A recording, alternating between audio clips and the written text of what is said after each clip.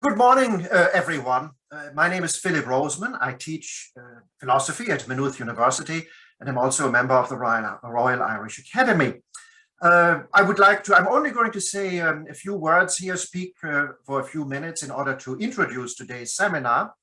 The purpose of the few words that I'm going to say is to sketch a little bit the background to today's seminar, but also the series of seminars that we're conducting on the topic of Ireland 2030, explain a little bit the idea behind this series of seminars in order to make clear what the fundamental purpose is that we're pursuing here. We live in everyone notices in their life every day that we live in a very fast-paced world. Everyone probably notices that just by looking at the amount of emails that arrive and the difficulty of coping with one's inbox, that type of thing. So we live in such a fast-paced time that sometimes there are too few opportunities to think in a fundamental and principled way about the direction in which our society is moving.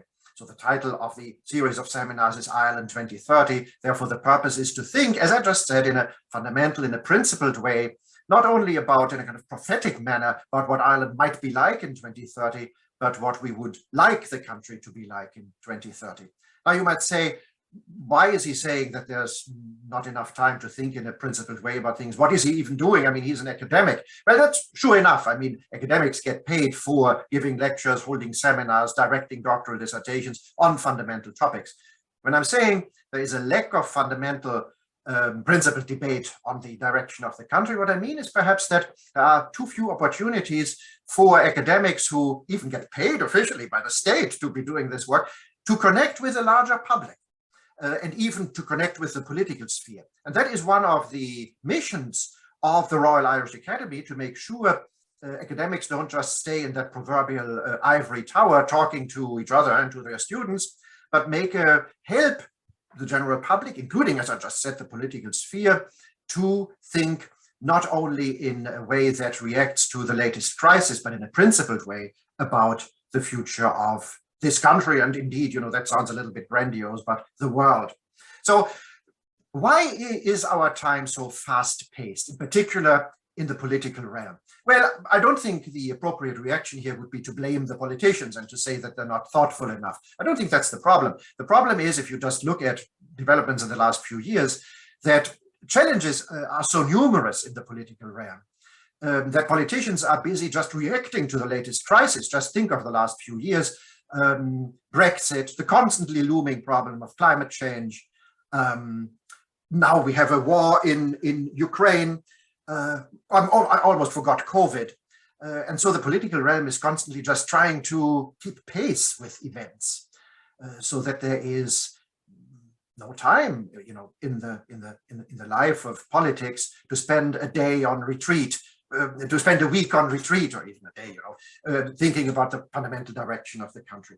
But it's not just a problem having to do with the recent very rapid succession of crises that we've seen in the last, 4 or 5 years. The acceleration of life is also one of the fundamental features of modernity, of the modern age. Scholars, philosophers, sociologists have, at least since the beginning of the 20th century, perhaps even already at the end of the 19th, started noticing that industrialization and urbanization have led to an unprecedented acceleration of life in the urbanized, in the industrialized world. So we're also coping with that difficulty, not just as I just tried to indicate, the current political situation, but also the fact that life generally in the industrialized and urbanized world has come to be much, much faster and keeps accelerating in such a way that we always seem to be behind, including in our thought and even in our legislation. If you look at developments in technology, they occur, and then legislators are beginning to think, is this still in accordance with the way in which we conceive of human dignity or human rights? But when the legislation passes, already the technology has moved on to the next stage. So we've reached this stage of always being behind, of always being breathless. And that comes from, as I just tried to indicate, is one of the features of the modern age. Just think of basic structures that we now take completely for granted of transportation and communication. which were vast innovations in the 19th century, like railway networks and then roadways, motorways, telegraphs, telephones, now not just the telephone, but mobile phones, instant communication with your relatives in Australia or in the United States, not exactly instant travel to faraway continents, but travel vastly sped up by comparison with what used to be possible. That's a relatively already not relatively old, well-established phenomenon, transportation. Now, more recently, due to the climate crisis, we've started thinking about the causes of the climate crisis. Well, the answer is we're burning too much fossil fuel. No, absolutely, we are, but there's something perhaps deeper behind that. People have always gone to the bog and harvested peat and burned the peat. That wasn't a huge problem. It's the acceleration, it's the amount, it's how fast it happens. It's how much coal and oil and gas and peat, etc., we harvest in an extremely short period of time, of a couple of hundred years since the beginning of the Industrial Revolution, undoing processes that it's taken the Earth up to 650 million years to complete. I mean, this fossilization, this of carbon deposits, which we're now bringing to the surface, and again, simply bringing some of it to the surface. The Romans had coal mines. It's the speed. We're undoing these processes of 650 million years within a couple of centuries. That's not possible. That acceleration, the Earth just can't take. I'll give you another example of the problems caused by acceleration that is to do with the credit economy. The economy now exists, and even state budgets worldwide rely on huge amounts of debt. What does debt mean? Debt means that I spend money now, which I expect to earn in the future, in the next 50 years, 100 years. I take out a mortgage, which I hope to be able to repay within 30 years. So I draw money into the current economy, which in reality, I'm hoping will exist in the future. So I don't just accelerate life from the perspective of the past, undoing these processes of fossilization, but I'm also anticipating the future. And that's creating a dynamic that on the one hand is extremely, well, is responsible for the economic and technological growth that we're seeing on the one hand, but also accounts for the fact that this is no longer sustainable, which of course is the topic of today's seminar, sustainability. It's just sped up to such an extent that we are unable to keep up, and speaking a bit dramatically and apocalyptically, we're destroying everything. And that does have significantly to do with speed. So the question then arises, given this kind of apocalyptic scenario, how can we regain some human agency instead of always running breathlessly behind developments? How can we shape the world instead of being shaped by it? Although, here one could also say perhaps one of the problems is that the human race, humanity, has tried too hard to shape the world instead of being shaped by it. But let me not get too deep into the philosophical issues here. The question is, how can we think meaningfully about events instead of simply being overtaken by them? And that, with a particular application to Ireland, we in Ireland, that is what we want to accomplish, this kind of thinking, in the series of seminars devoted to the topic of Ireland 2030. Okay, so who is responsible for these seminars? Well, as I just said, the Royal Irish Academy, but the Royal Irish Academy works in committees, and it's particular because it's meant to represent the whole breadth of academic life in Ireland, from chemistry to the Irish language, etc., etc. So it's two committees in particular that have contributed to the design and organization of these seminars: the Committee on Ethical, Political, Legal and Philosophical Studies, that's a difficult committee name, and the Cois de Dheann Gaeilge, the Committee for the Irish Language and Culture and Civilization, have cooperated here. And I want to thank very warmly many of my colleagues who are staying in the background, but who have actively contributed to the organization and shaping of these seminars. They seem to be short. Each seminar is just one morning, but organizing them, putting them all together has taken quite a long time. And a lot of people were involved, including, most importantly, at the Royal Irish Academy, Vanessa Carswell, who is again today at the computer controls, making sure that everything works smoothly. We have already held, this is the third seminar in our series, we already held two, now I'm biased, but I would say successful and interesting seminars. It's for the audience to judge that, of course. We held two already, one on technology and Irish culture, that was number one. Last week, we spoke about digital citizenship and governance. And today's seminar is devoted to sustainability. I hand over now to two of my colleagues. They are Louise Melander, who is a professor of law at Queen's in Belfast.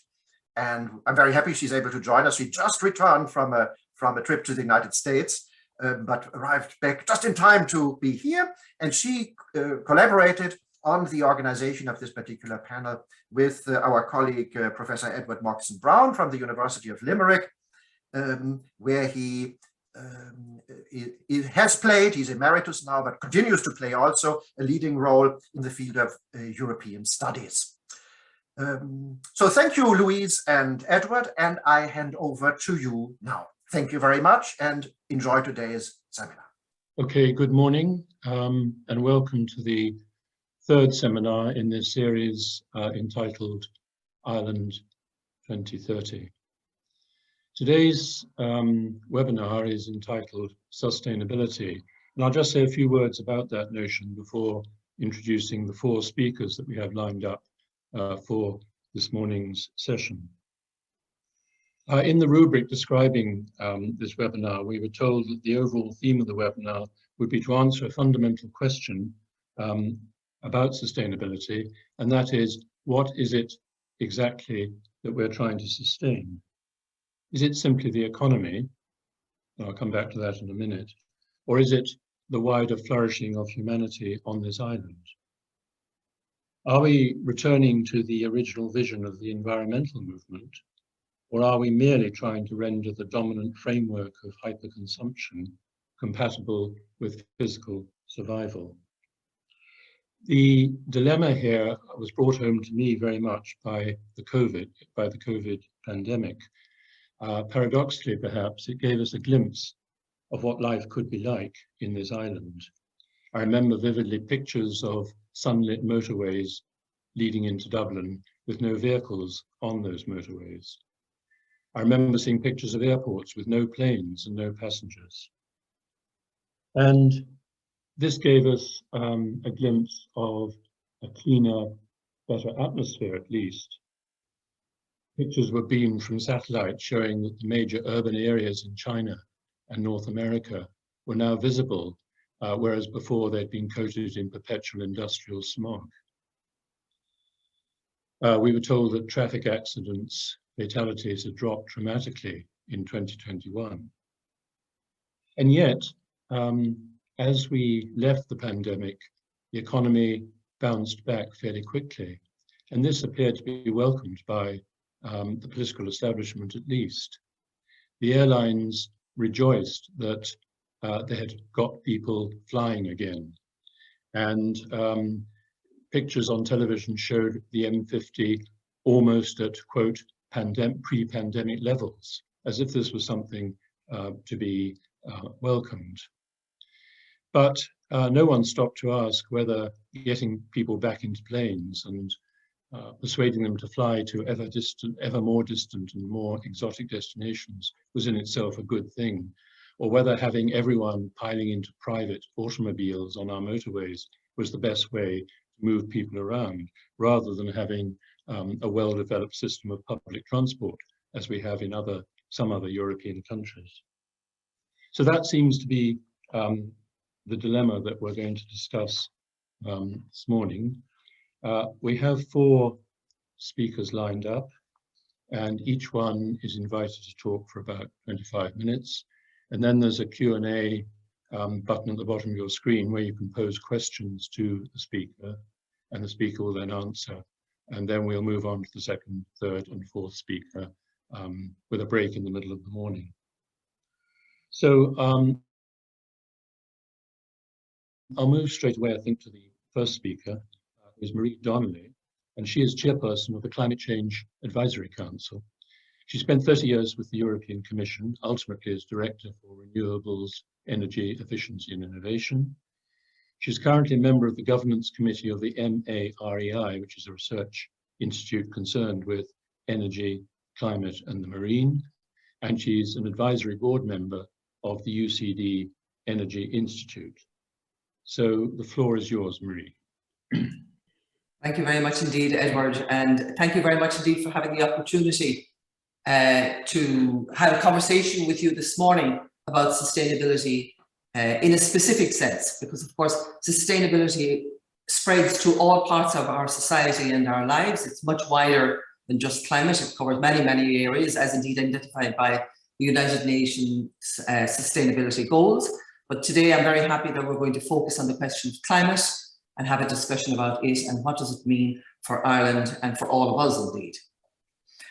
We've all been seeing in the newspaper over the last 12 months or so the disasters that have occurred in different parts of the world. We've had wildfires in California, we've had wildfires in Australia, we've had floods in Germany and Belgium, with many people being killed as a consequence. We've had droughts in parts of the world. We've had storms more ferocious and more frequent than previously was the case. We've had elevated temperatures and we have rising sea levels. Just to mention a few of the implications of climate change that is already with us. And this has been confirmed by the 3 IPCC reports that came out over the last number of months.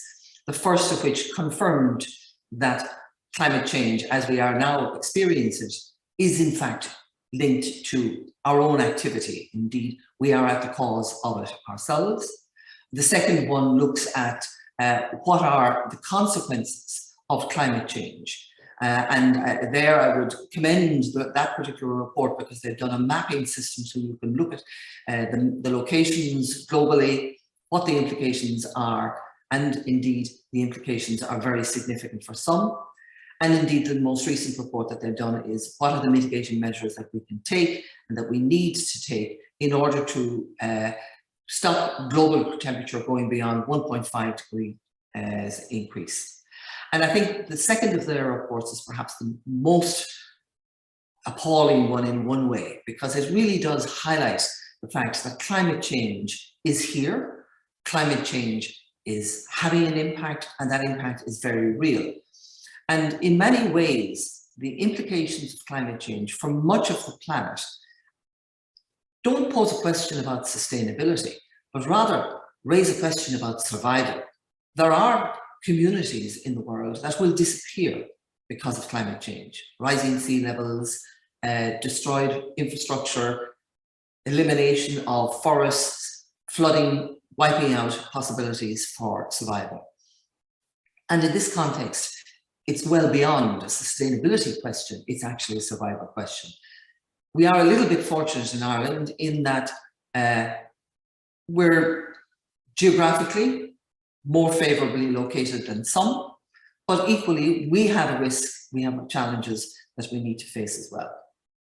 And the difficulty in this respect is that the climate crisis that we are in tends to be accepted, but seen as remote and crowded out by more urgent and real-time crises. And indeed, Philip has already identified some of these. We've come through almost 10 years of a financial crisis that impacted all of us in different ways. We've had a pandemic with COVID over the last number of years, worldwide impact of that.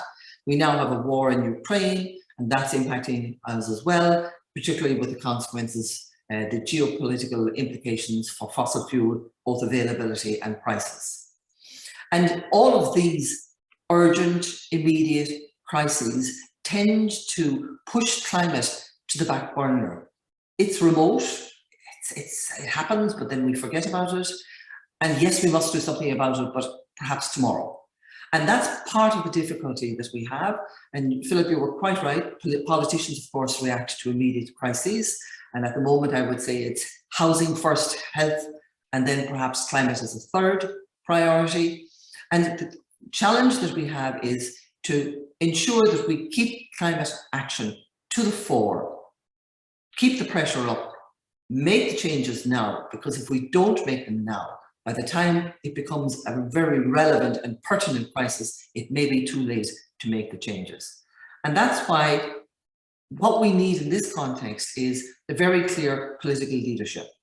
And here I think we can afford to pause for a moment and accept and acknowledge that Ireland has, somewhat belatedly I will agree, but has taken up a very seriously challenging ambition in the area of climate change.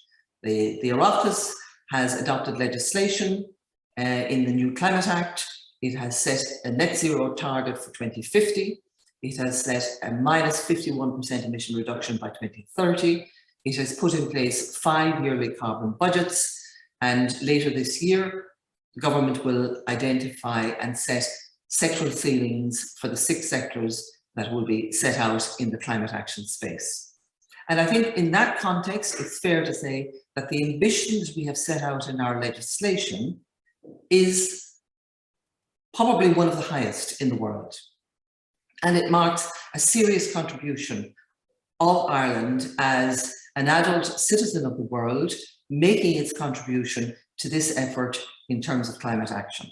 We didn't cause the climate change, we won't solve it, but as a developed, and indeed I would say a wealthy economy, we have a responsibility to play our part in ensuring that we can take the necessary action to ensure our climate does not get entirely out of control. And in that context, the legislation is an excellent first step, but of course, it's just a first step. It has to be followed now with policies to set out step by step, sector by sector, what it is we're going to do, what are the actions that we need to take, and how and when we're going to take them. And that really leads me to the key point, which is the action.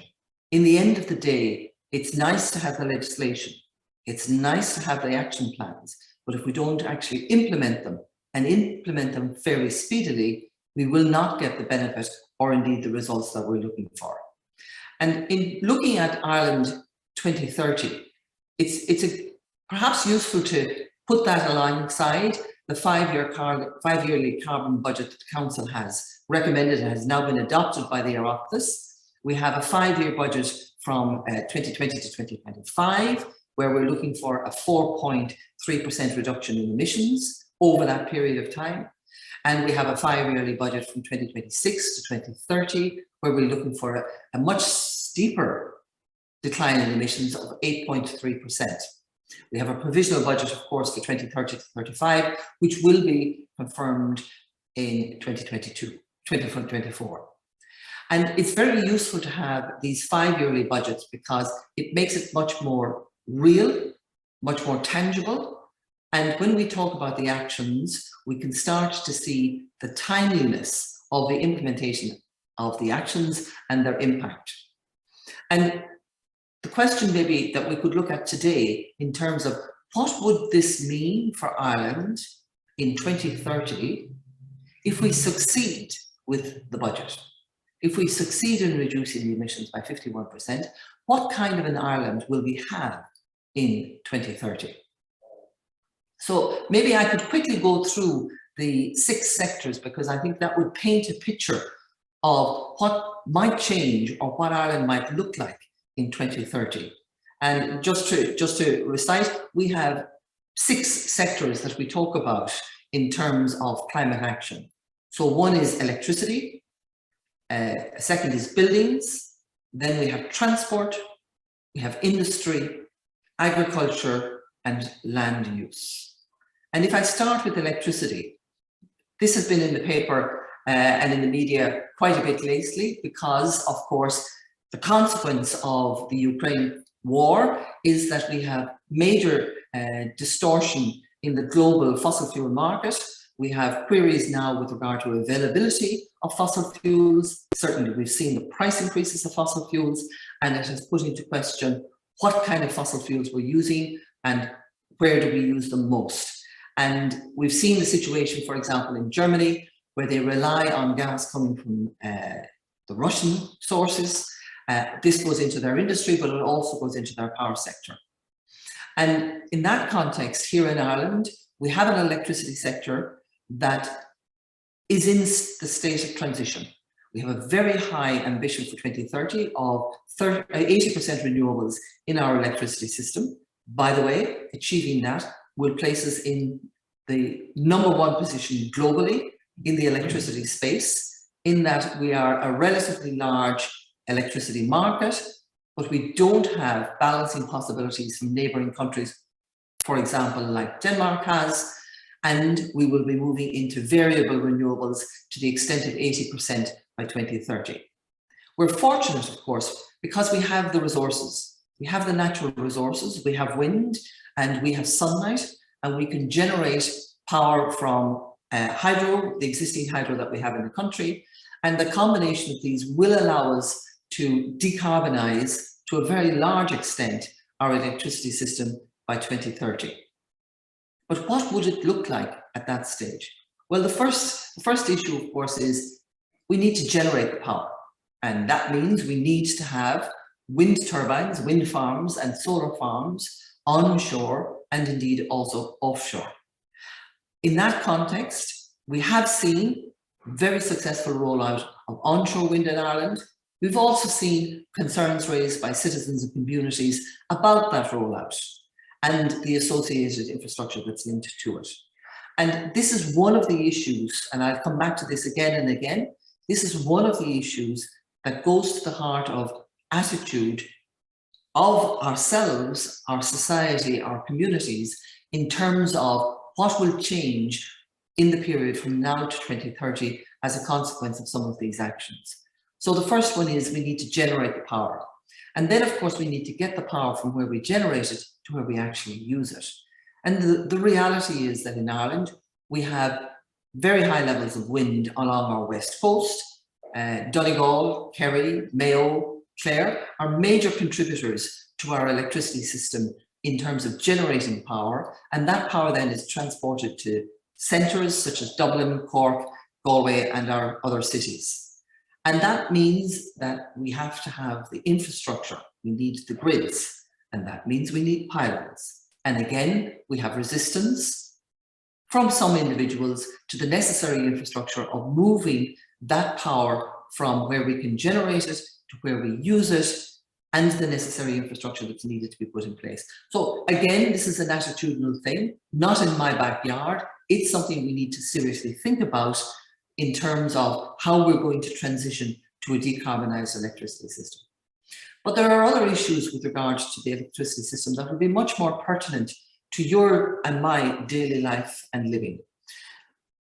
I will come to transport and buildings next, but we will be moving our energy vector to electricity in those two spaces. So we will need a decarbonised electricity system.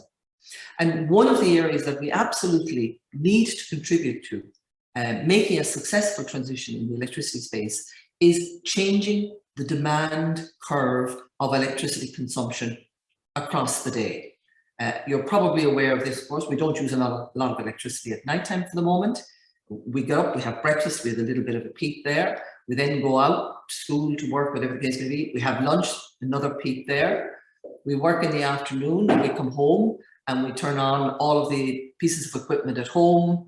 We start to cook, whatever, and then we have the major peak. The major peak in Ireland is between 4 and 7 o'clock in the evening, and then gradually it tapers down later in the evening. Our key challenge going forward is to flatten that peak. I sound a little like the COVID thing. We need to flatten the peak, but we need to flatten the peak of demand for electricity usage between 4 o'clock and 7 o'clock, because that's the highest consumption. All of our infrastructure is that plus 25%. If we can reduce it, we reduce considerably the infrastructure investment that we need to roll out, and indeed a lot of the infrastructure that perhaps is not so welcome in some of our societies and communities. That's something that we can do using the new technologies. We need a smart meter, of course. The rollout is happening in the country, could be speeded up, certainly. We need to have tariffs available so that we as individuals, and indeed large users of electricity in industry, are price sensitive to the consumption of electricity during peak and can shift that demand to off-peak and have a better and more cost-effective bill at the end of the period for doing that. So that's something that's going to change how we behave and how we think about the energy and the power that we use in our own homes and in our own businesses. And that's a question that we will have to address, and that will come about a combination of technological innovations on the one hand and market measures on the other hand. And it will be very significant if I look at the second sector, which is buildings, of course. Heat is perhaps the Cinderella of the energy space. People tend not to talk about it, and it nonetheless represents about 40 to 45% of the energy that we use. When you think about heat, what comes to mind? Of course, we have space heating in our homes and in our offices and in our factories. We also have water heating. That's the predominant use of energy for heat. We, of course, do have other sources of heat that are necessary for industrial process with high temperatures, going to, for example, 900 degrees if you're going to produce cement or steel. But looking specifically at the heat that we use, both for space heating and for water heating in our buildings, this is a targeted area because much of that heat, firstly, is coming from fossil fuels with very high levels of emissions. And secondly, we lose it to the atmosphere because of the building qualities that we have in our housing stock and indeed in our office stock.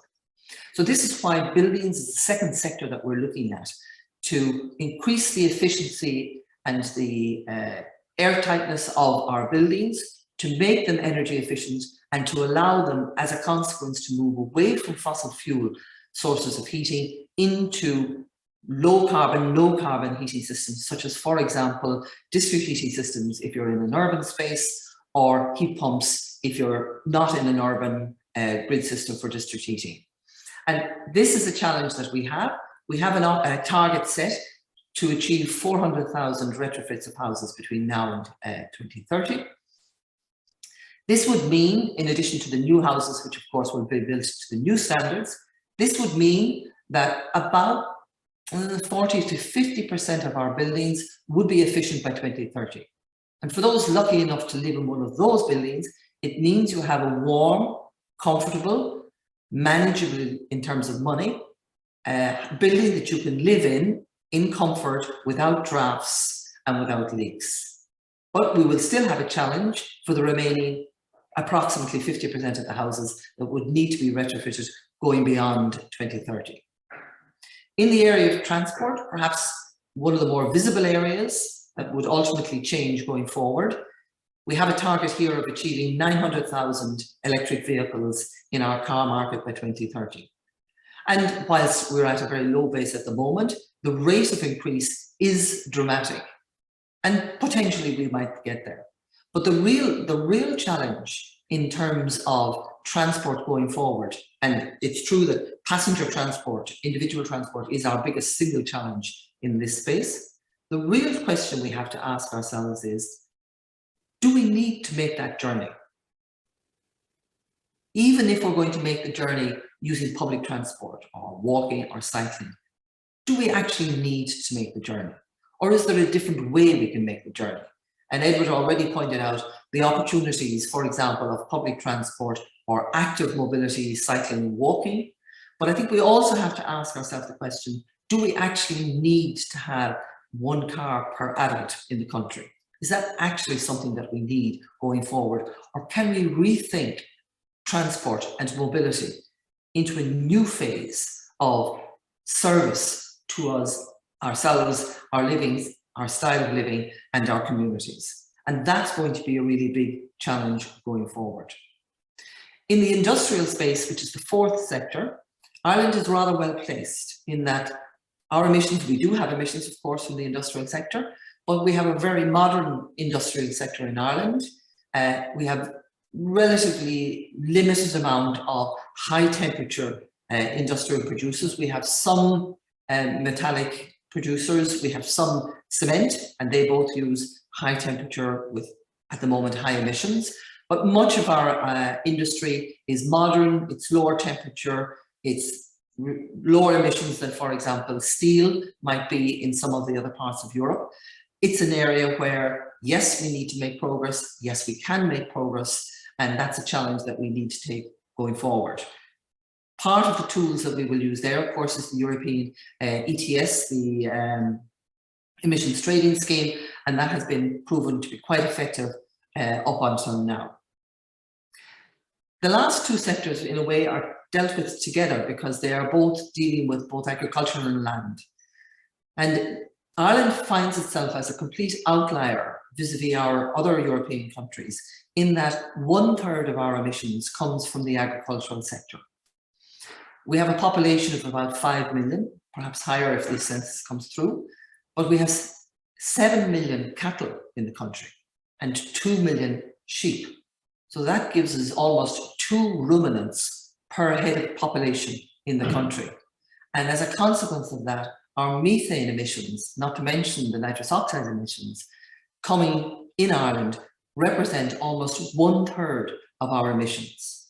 And this is a really big challenge because reducing that level of emissions is inextricably linked to our culture, our rural communities, our incomes in rural communities, to our food industry, our food exports, to feeding us, to feeding others in the world, to being an agricultural green island, which is what we see ourselves as, and suppliers of quality food products to the rest of the world.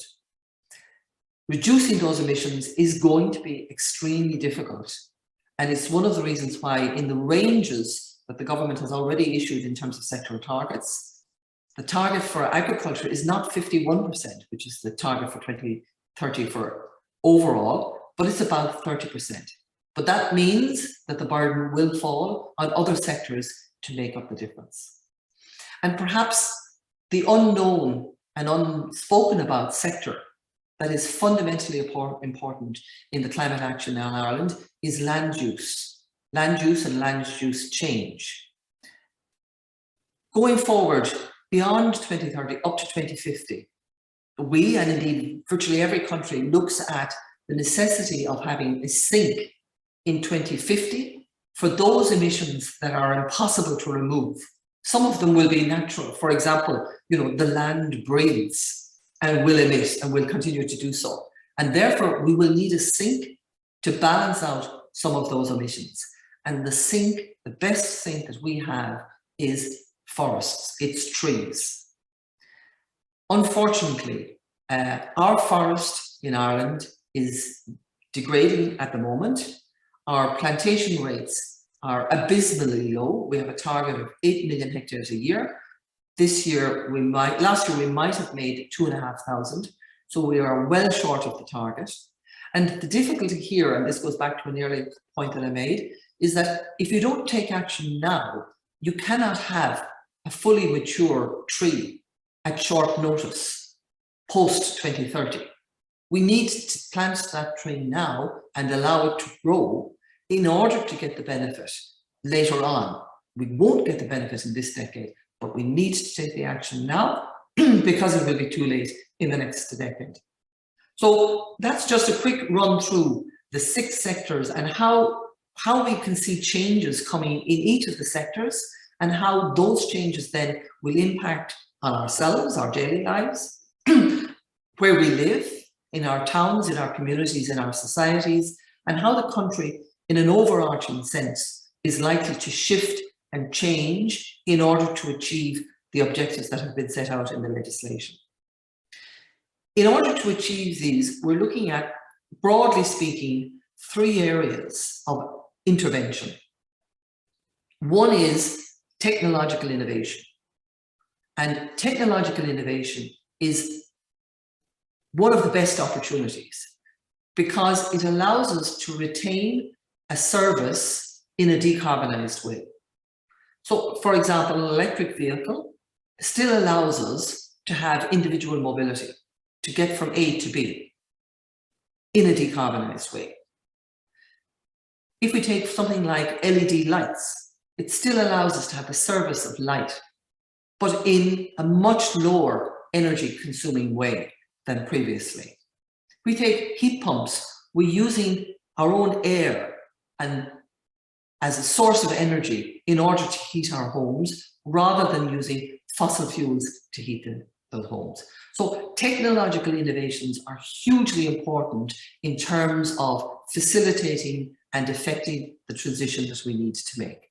Of course, the downside is they tend to cost money each time, particularly the capital investment. The second area is activity levels. And this is a very sensitive issue and a more difficult one, of course. Reducing activity. For example, if you look at personal transport in Ireland, on average, people who live in rural communities travel about 20,000 kilometres a year in their private car.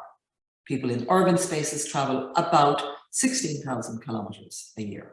So the question is, can we reduce those numbers down to something 10% less, 15% less, and still have, you know, a comfortable and satisfying lifestyle that meets these reduced activity levels. Activity levels in the agricultural space for animals in terms of methane is a particularly difficult one because it goes to the root of the structure of our society and the economy of our country. And the third area, of course, is behaviour. The way we live, the way we act, the way we work, the way we play. All of that can change, and indeed in many respects must change. In one way, it is the cheapest way of affecting change. But of course, as we all know, it is absolutely the most difficult one to affect. Changing our behaviour is probably the last thing that most of us actually want to do. And therefore, it is a real challenge to get the behavioural change that is necessary to achieve the objectives that we have set ourselves. So in that context, what we're really looking at is a shift from our intellectual capacity to understand that we are in a climate crisis. That yes, we need to take action. Yes, we, albeit a small country, we need to show the way and to lead. And by the way, in that context, we need to conform. Our individual emissions in Ireland per capita are about 12 million tonnes a year. On average in the European Union, it is 8. So we at least need to get to the level of the average in the European Union. We have the legislation, we have the policy framework coming through now in the annual climate action plan, and we need to put the action into effect. It means we need to not only allow the action to be taken, but we need to actively support it. And it means that we need to transition our intellectual understanding of this crisis and what to do about it, and shift it perhaps lower down in the body to the heart, so that we can go and become attitudinally committed to climate action, to the necessary actions, to the changes that will be necessary to our daily lives, to the way we live, without damaging our society or indeed our place in the world and our support for others in the world. So that's really the challenge that I see, is Ireland moving by 2030 to have implemented all of these changes, to have established a society which has embodied all of these as part and parcel of the way we live. Because in the end of the day, in a climate action space, 2030 is a milestone. It's an important milestone because it sets us on a trajectory to 2050. And 2050, or even before, if we can achieve it, is what we absolutely need to achieve, not just for sustainability reasons, but even for survival reasons. So thank you very much indeed, Edward, and I'd be delighted to take questions or comments. Thank you very much, Marie. There are some questions here on the Q&A, which I'll look at first.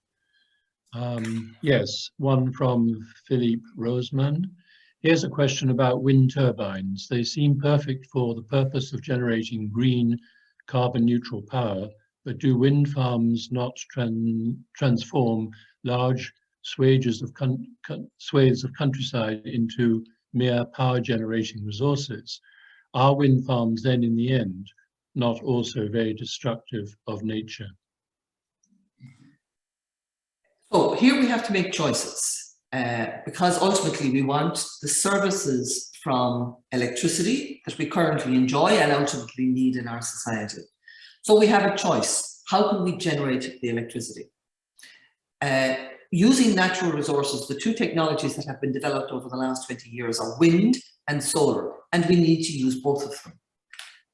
Ireland is particularly fortunate in that we have the highest wind resource availability of any country in Europe, alongside Scotland. And we have the opportunity to capture that and to use it for our society and our economy. Does it destroy nature? I would argue no. Yes, it takes a certain amount of land to put a wind turbine, that is absolutely for sure. The opportunity exists, however, to use a combination. So for example, in the middle of our forest stands, to place wind farms, because the turbine is higher than the trees and you're not really losing any land there. The second issue is to selectively pick land, which, you know, for example, would not be used for agricultural purposes. And we do have land that is not suitable for agricultural purposes that can be used for generating power.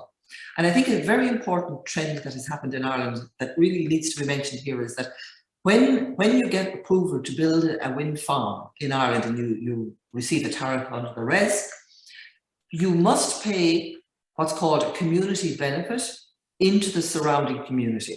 So on average, it depends obviously on the size of the wind farm, this is about €2.5 million over a period of 15 years. And I think that's actually correct, because the community is supporting the generation of that power, not just for themselves, but indeed for others. And that money, preferably, can be used to support sustainability in the local community. And I think that's something that really needs to be developed even more in local communities to decide how best to use that funding for their own benefit going forward. So in that context, I would say, yes, there is a small price that we need to pay for wind farms, but in the overarching scheme of things, it's much better than building either coal-fired power stations or gas-fired power stations and not having a decarbonised electricity system. Thank you very much. A question from Louise Melinda. What effects of climate change are being felt in Ireland today, and what effects are expected in the coming decades? So we have already seen the impacts of climate change. Probably the most visible is flooding, of course. And you know, we've all seen the consequences of flooding. If I just take Cork alone, billions of euros with flooding Cork on almost a routine basis at this stage. We've also seen the storms and the impact of storms. We have more frequent storms and more severe storms coming through. We've also had, believe it or not, drought in Ireland already. We've had situations where our temperature has actually increased, our average annual temperature has increased. But perhaps the biggest challenge that we're going to face, because in the end of the day we are an island, is sea level rise. At the moment, our sea level is warming, our sea level is rising on average between 1 and 3 centimeters every decade. Might not sound like a lot, but if you live within 400 kilometers of the sea, that's a lot of sea level rising. And given that most of our major cities are built on the coast, the implications for Dublin, Cork, Limerick and Galway are very significant with the kind of sea level rise that we're talking about within the next 50 years. So these are very direct and very real implications of climate change. And without sounding too pessimistic about it, sea level rise has already started and will continue almost regardless of what we do. And therefore, we now find ourselves in a situation of adaptation measures for sea level rises rather than mitigation measures, or in addition to mitigation measures. Thank you. I'll abuse my position as chair to ask you a question myself. You mentioned 900,000 electric vehicles being a target. Has any study been done on what impact they will have on the generation of electricity, as opposed to moving people into public transport instead of, you know, persuading them to buy electric vehicles? You know, is there a challenge in getting the charging stations established all over the country and the electricity to those charging stations? So on electric vehicles, the first approach is, as I say, 20,000 kilometers to 16,000 kilometers. Can we reduce that? Energy efficiency is always the first step in any action to be taken. There will be situations where, nonetheless, people don't have access to public transport. I often cite the example, I live outside of town myself, and you know, myself or indeed a local farmer, if they run out of bread before lunch, they have very little choice but to get into the car and go down to the local shop and get it. And we will never be able to provide public transport for that kind of mobility requirement. So individual mobility is probably going to be a requirement going forward, given our dispersed settlement pattern in this country. But the real challenge that we face is, how do we firstly reduce the overall demand?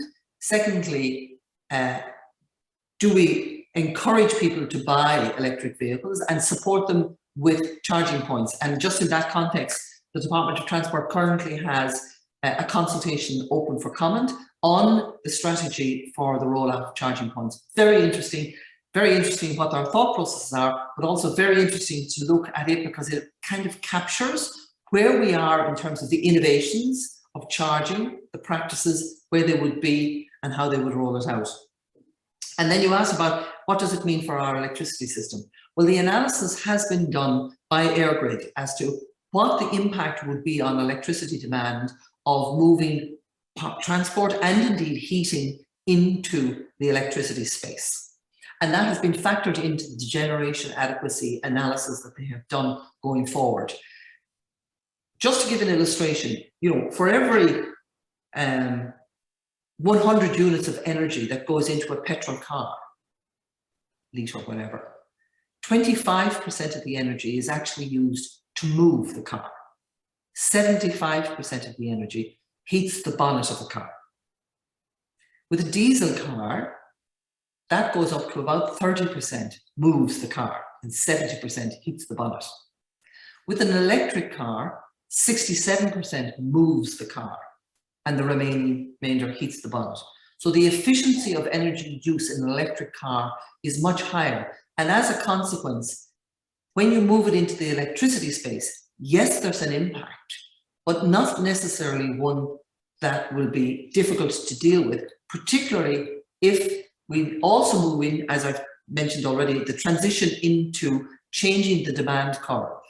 And the real opportunity that will exist is that we will charge our electric cars at night, low demand periods, and then during the day, our vehicles will become batteries, sources of power to the grid to support the grid in terms of stress. So the car becomes an integral part of the electricity system and we become players in it, and price signals will support us in terms of when we charge and when we discharge into the grid. So I think the future is going to be very interesting in that context. Thank you very much. I think we have some more questions coming in. Louise Melinda, given that electricity operates on an all-Ireland market, to what extent are there integrated efforts to decarbonize across the island? So it's an all-Ireland question. Yes, indeed, and I have to say that you know, most recently, before the current round, the executive in Northern Ireland adopted a new provisions, particularly on the climate space, in which they expressly point to the collaboration not only with the UK Climate Change Council, but indeed with ourselves as well. And you're quite right, you know, greenhouse gas emissions don't recognise a border. And certainly animals don't recognise a border. So the collaboration north and south is indeed extremely important. Electricity is the first and most obvious area, but it's not just electricity. It will be in other areas as well. The knowledge and experience, for example, in the construction sector, moving into lower carbon construction methodologies is a feature that is attractive for both the south of the island and the north of the island. Issues with regard to heat pump rollout, it's also an issue because there are targets in the north, just as we have targets in the south. So yes, the collaboration there, the experiences and indeed the best practices are something that we will share on an all-island basis. Thank you very much. Another question, what actions can we as individuals take now to support implementation of these goals across the 6 sectors that you mentioned? So as an individual, I think that my first suggestion would be know your number. So for anybody listening, have you actually done an analysis, or have you used a little app to work out what your own carbon footprint is? I think that's the first thing. I did it and I was a little bit taken aback, I have to say. So know your number, know where your carbon footprint is. Know how much you're using in terms of electricity, and you can get that from electricity, how much you're using in terms of transport, for example. And set yourself the target of, in the next 2 months, I'm going to reduce each of those by 10%. That's all. That's the only thing I'd say. And just see, what does it mean? How do you do it? What does it mean? What does it mean for your own lifestyle? What does it mean for your pocket, particularly with the price of transport fuel at this stage? And is it something that you could continue with beyond, say, the next month, and maybe go from 10% up to 15%? So in very small steps, just look specifically at the energy that you use for heating, for transport, and for electricity, and see, can I cut it by about 10% in the next month, and what would it mean for me?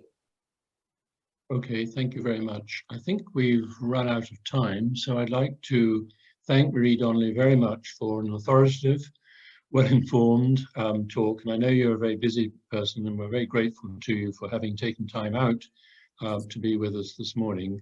This debate we've had so far is obviously going to go on into the future, but I think you've kicked off a very good start to our discussions later this morning. So thank you very much indeed. Thank you very much indeed, and have a good rest of seminar. Okay, we'll move on to our second speaker, who is Amanda Slevin. Amanda Slevin is an environmental social scientist who combines her academic research with her 20+ years experience in community development to make unique contributions to our collective journey towards a more sustainable future.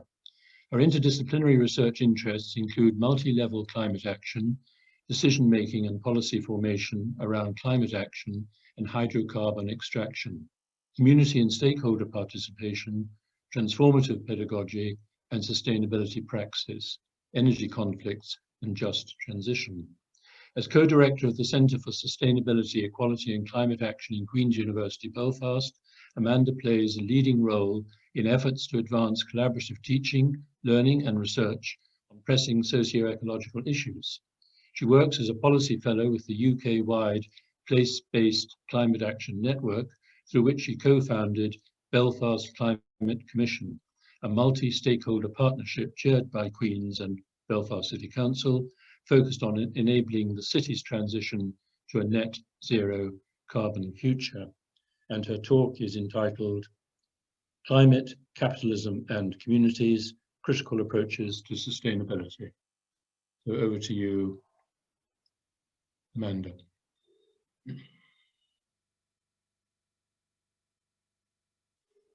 Thank you very much, Edward. I'm just going to get my slides ready here. 1 second, please. Can everybody see my slides okay? Yep. Fantastic, thank you very much. I'm delighted to join you all here today to talk about some key themes that I believe are essential to understanding the issues that we face and looking at how we can move towards a more sustainable future. In my talk, I want to focus on three key areas. First of all, I'll recap on some of the issues that Marie has alluded to in relation to the climate and ecological crises. I'll then relate those to the root causes in capitalism, and then look at how communities are a key actor and a key space for us to move towards a more sustainable future. I suppose to begin with the recognition that we are indeed living in a climate and ecological emergency. The science is clear on that. Marie has referred to recent reports by the Intergovernmental Panel on Climate Change. We can see that the state of the crisis that we face through things such as droughts, wildfires, flooding, and so on, There's no doubt that we are living in a climate and ecological crisis that has been caused by human actions, and that also necessitates innovative ways to effect change and respond to the difficulties that we currently face. So human activities have brought us to this point of crisis, but it's human activities that are going to be necessary to get us out of the state of affairs in which we currently find ourselves. So some of the ways in which, to reflect on where we're at, it's really important, I think, that we reflect on how we got to the current stage. And I think the concept of the Anthropocene is a really important lens through which to view the difficulties that we face. The term the Anthropocene was coined by the Nobel Prize winning chemist Paul Crutzen to refer to a new geological epoch in which humans are the driving force, the driving geophysical force that are shaping how our planetary function.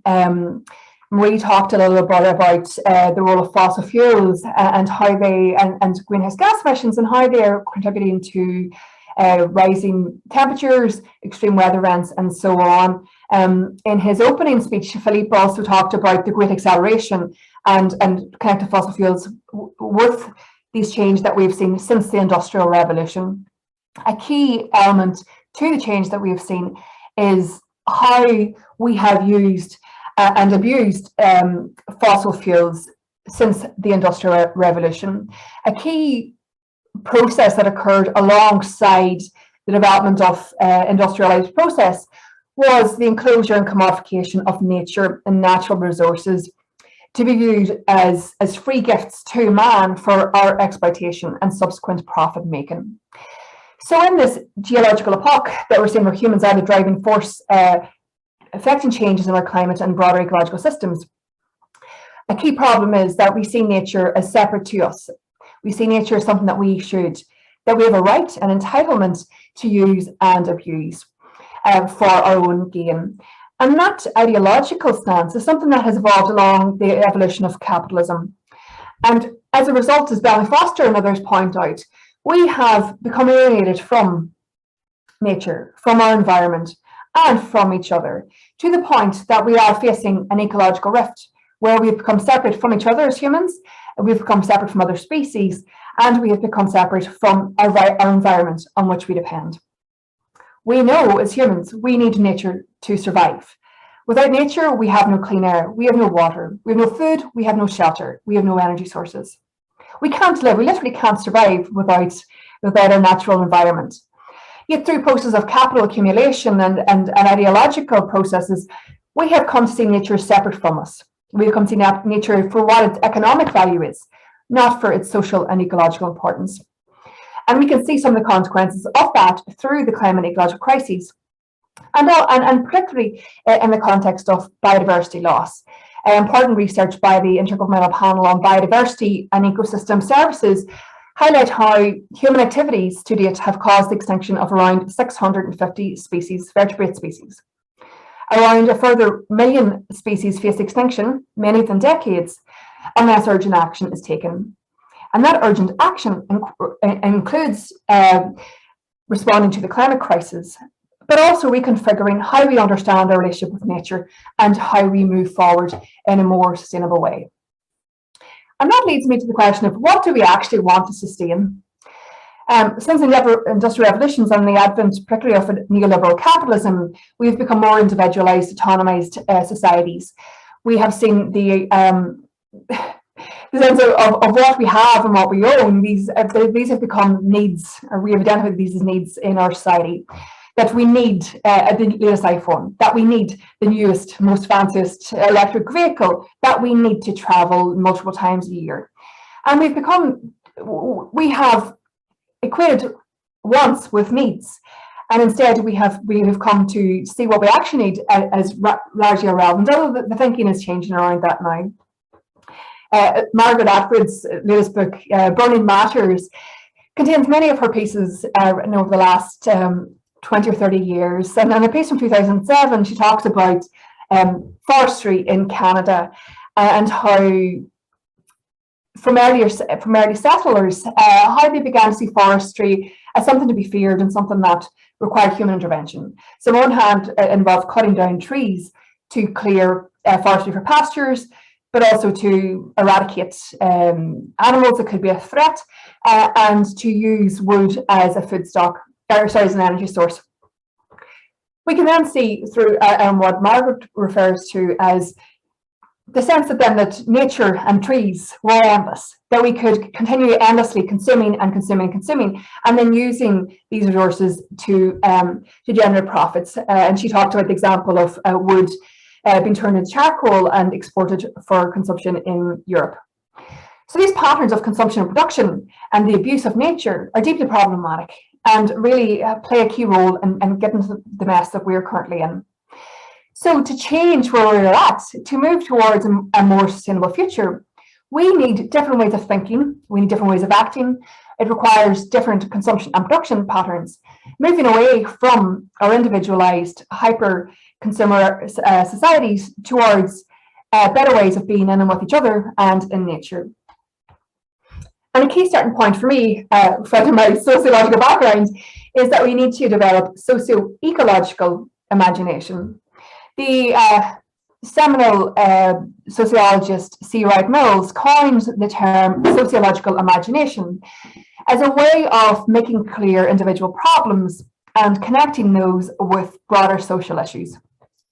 To his concept, I like to add the ecological component, that we have to think about socio-ecological imagination, that we have to find ways to make clear our interdependencies with nature and with each other, that we need to find ways to shift this individualized patterns and atomization that we see in society to generate feelings of cohesion, connection, and a desire to move towards a better future. So socio-ecological imagination, I argue that it entails new forms of thinking that are shaped by different approaches to learning. It requires making clear global local connections so that we can see, on one hand, our individual and collective contributions to the climate and ecological emergency. But on the other hand, it makes clear how our actions in the global north have devastating ramifications for people in the global south, who bear the worst consequences of the climate and ecological crises, and yet bear least responsibility for the state of affairs in which we find ourselves. So socio-ecological imagination, I believe, is a key element that we need to foster to move towards a more sustainable future. Alongside that, I argue that we need to think about new approaches to learning for climate action. Ultimately, I think that the climate action is a learning journey, that we have to think about how do we educate ourselves and each other to understand the state and the enormity of the situation in which we find ourselves, but also how we can understand what we need to do. Now, I think we face a key problem, and Socrates' learning paradox, I think, is really apt for understanding some of the complexity of learning for climate action. As Mesmer points out in a piece from 2007, how do we learn and understand to respond to issues if we don't really know that they exist? So most people have heard about the climate and ecological crises. But what does that actually mean? How has that been generated? What do we need to resolve and address the issues that we currently face? In her speech, Marie talked about technocentric approaches. She talked about behaviour change. And those are some ways in which people might begin to imagine change that needs to happen. But I think it also reflects a lens that doesn't fully understand the centrality of agency in grassroots activism as a bottom-up approach to climate action.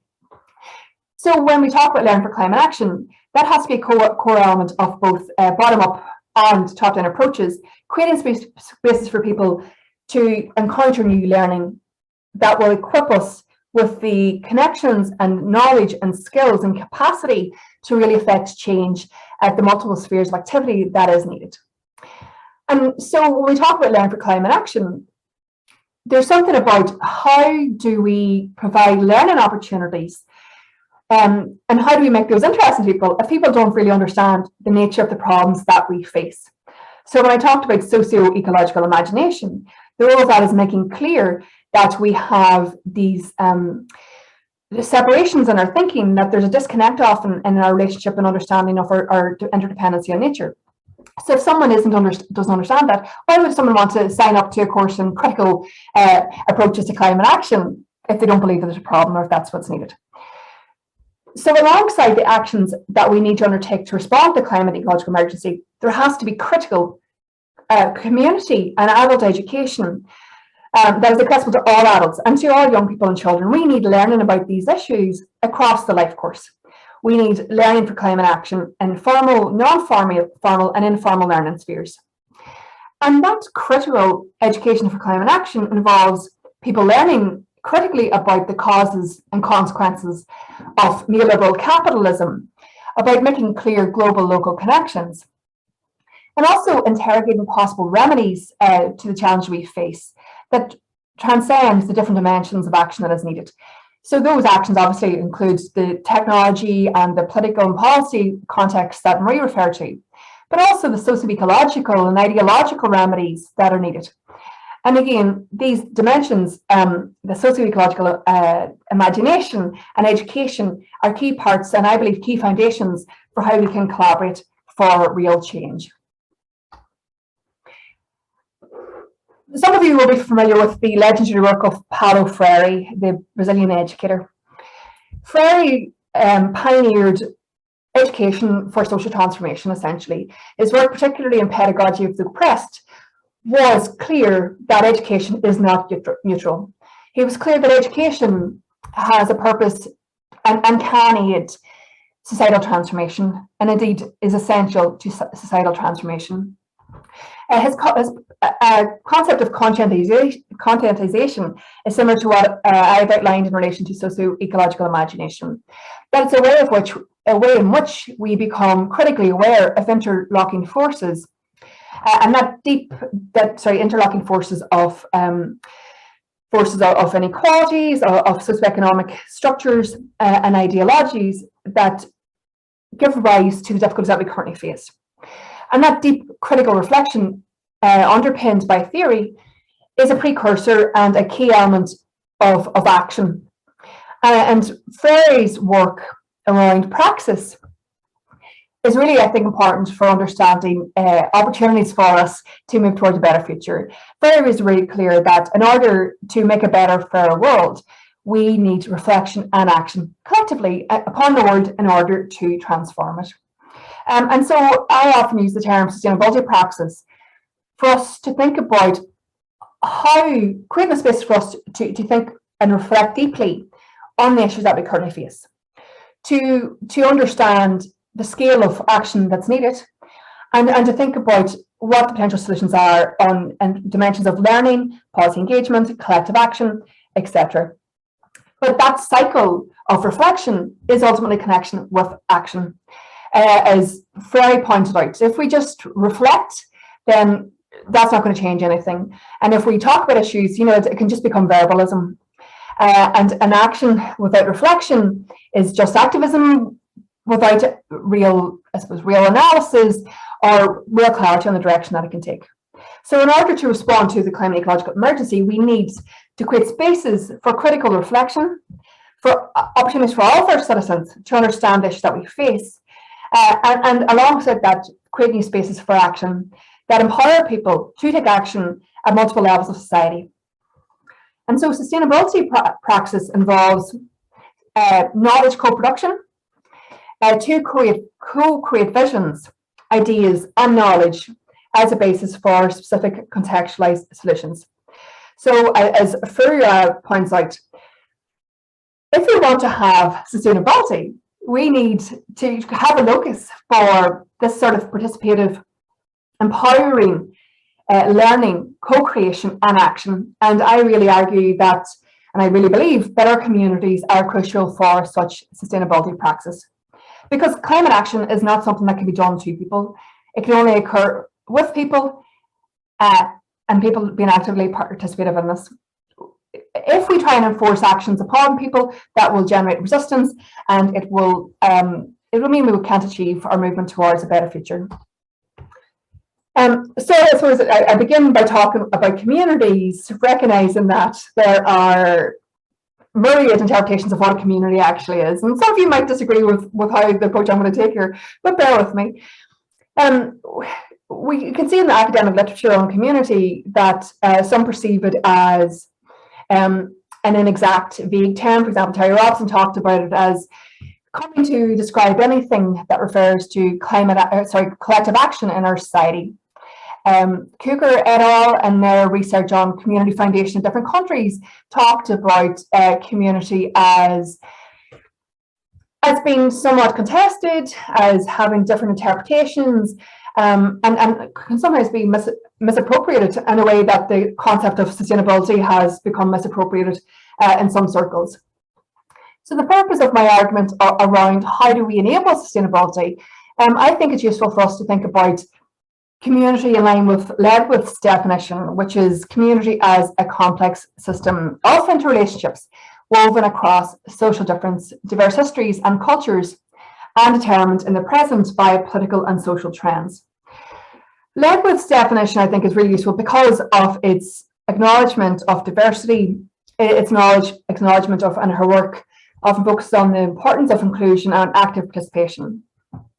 And it's a really important step out of context, particularly when we look at other interpretations of community. For example, Benedict Anderson's work on imagined communities highlights how some see attachment to a nation state as their essence of community. And we can see the consequences of that in Northern Ireland, where national affiliation to whether it's a British state or an Irish state has created the space where people identify as nationalist communities, unionist communities, or other communities, rather than identifying as human beings who share a planet and share resources and who have more in common with each other than they have with systems that have created the divisions that the legacy of which we're currently facing. So in community, in the context of community climate action, I believe it's necessary to think about community as a positive, inclusive, empowering space that can be viewed in different ways. And we can use Wilmot's categorization of community to understand the ways in which we can see examples of community climate action across Ireland.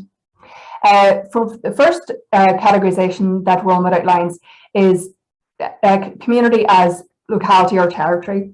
So in the case of renewable wind energy in energy cooperatives such as Drumlin Energy Co-op in Northern Ireland, we can see how space and place, that connection based on where we live, is an important way to bring people together to develop community climate action. We can see other examples of where locality or territory as a locus for community action exists. So the wonderful flourishing of community gardens across Ireland, where people are engaging in local food production collectively, is another example of where community as a sense of locality or territory works really strongly. Another category of community for community climate action is communality of interest or interest groups. So we can see where people who share interests come together and form intentional communities. I'm sure Paddy will talk about the amazing example of Clockyard and Eco Village in his talk, where we can see there that people initially came together and decided intentionally to co-create a community based on shared interests and a shared commitment to sustainability. So we can see that a communality of interest or interest group is a key aspect of understanding communities for climate action. The third category of communities for climate action is a group composed of people sharing a common condition or problem. And in this category, this is where I go a bit big, maybe for some of your liking, but again, bear with me. I believe that in this we can understand us as humans, sharing a planet, sharing resources, sharing a common atmosphere. We share the problem that our behaviours are collectively eroding the basis for our survival and the survival of other species. So we need to think about how we can collectively come together to address the problem that we face. And again, that local global connection dimensions I think is really important for action at community and multiple levels across society. So I'd like to talk a bit about an example of a community of communities that encompasses these three categories and that has actively played a role in advancing climate action in Northern Ireland. So I'd like to talk a little bit about Climate Coalition Northern Ireland, which is a network of organisations and individuals formed in early 2020.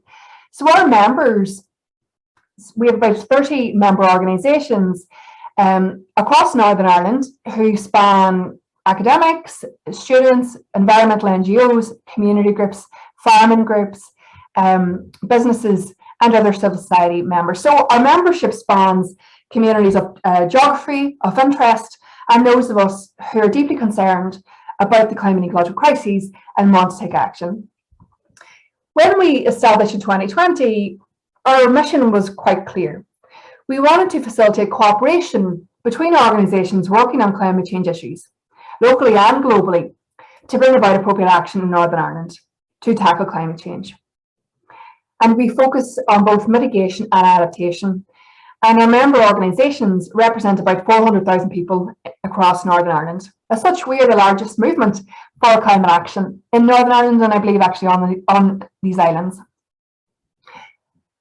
Why our community of communities is so important, and probably a reason why we have decided to come together so consciously, is the absence of climate action, or of sufficient climate action in Northern Ireland.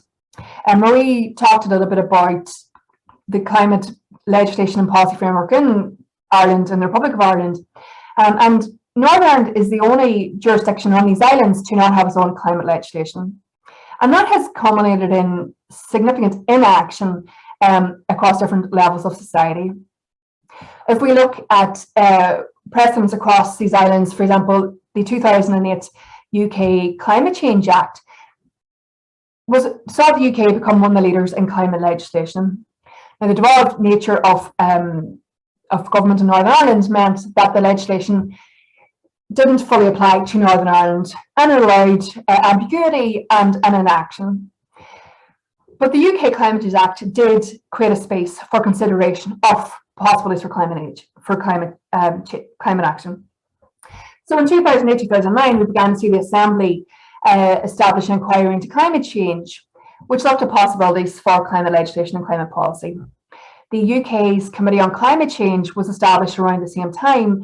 It was established after the UK's Climate Change Act, and they began to provide advice to the Assembly on the appropriateness of climate legislation for Northern Ireland. So BBC advice from the Committee on Climate Change in 2011, 2016, and subsequent years, advising Northern Ireland that yes, having your own climate legislation would indeed help reduce greenhouse gas emissions and help Northern Ireland move towards a more sustainable future. However, a combination of political cohesion and leadership, alongside some political intransigence, meant that there was no climate legislation for Northern Ireland. And when we in Climate Coalition NI came together, we were really cognizant of the lack of legislation and policy and how that shaped and allowed inaction across micro, meso and macro levels of Northern Ireland. And so we began to see a need to facilitate collaboration between cross-community MLAs and indeed with civil society. And through our collaborations, we also began to engage with independent legal experts, and we drafted Northern Ireland's first climate change bill because it was clear that such legislation was not going to come from the political establishment.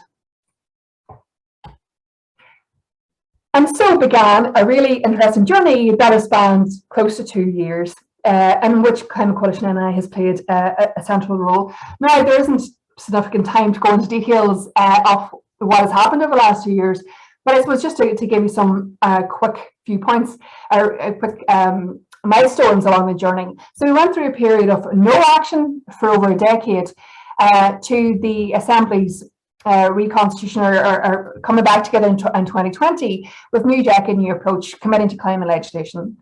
We see the declaration of a climate and ecological emergency by the Assembly in February 2020.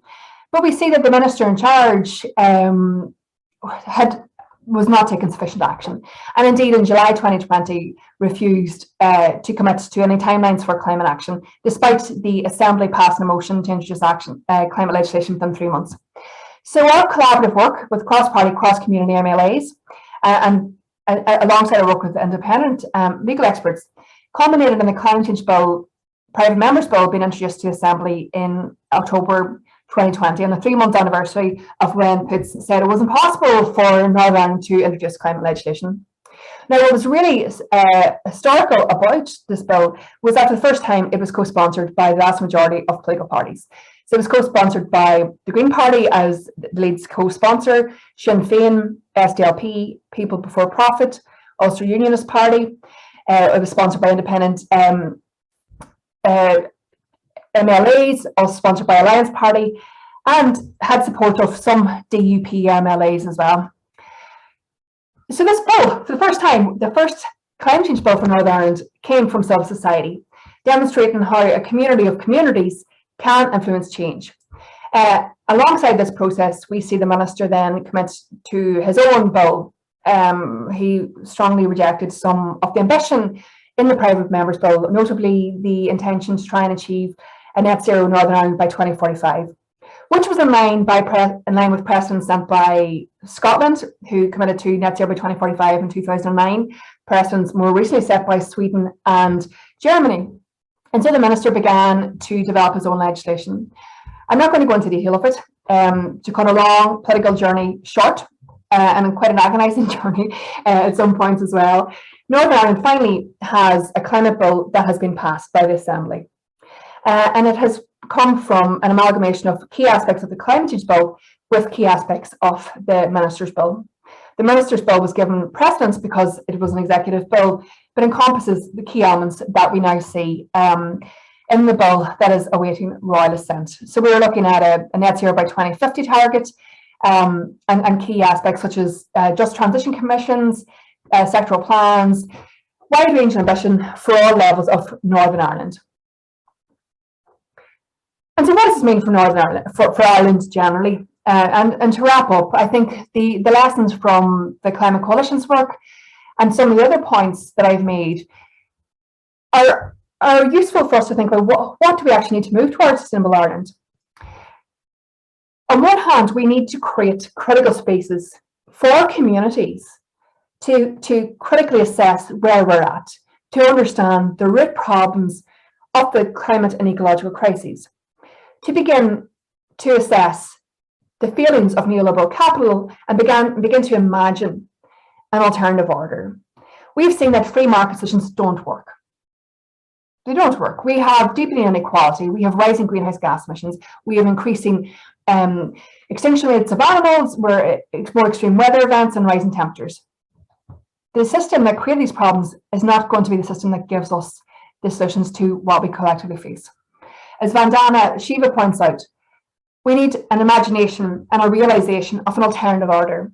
And that requires sustainability that puts ecology and social dimensions, at least at an equal footing, if not given precedence, above economic interests. And that's what was required to move towards a more sustainable Ireland. I've outlined some of the key aspects of that in terms of trying to foster socio-ecological imagination, the centrality of sustainability practice as reflection and action for change at micro, meso, macro levels of society. And these are alongside the development and support and investment in communities and communities of a community of communities. These are all key aspects to help us move towards a better future. So thank you for listening.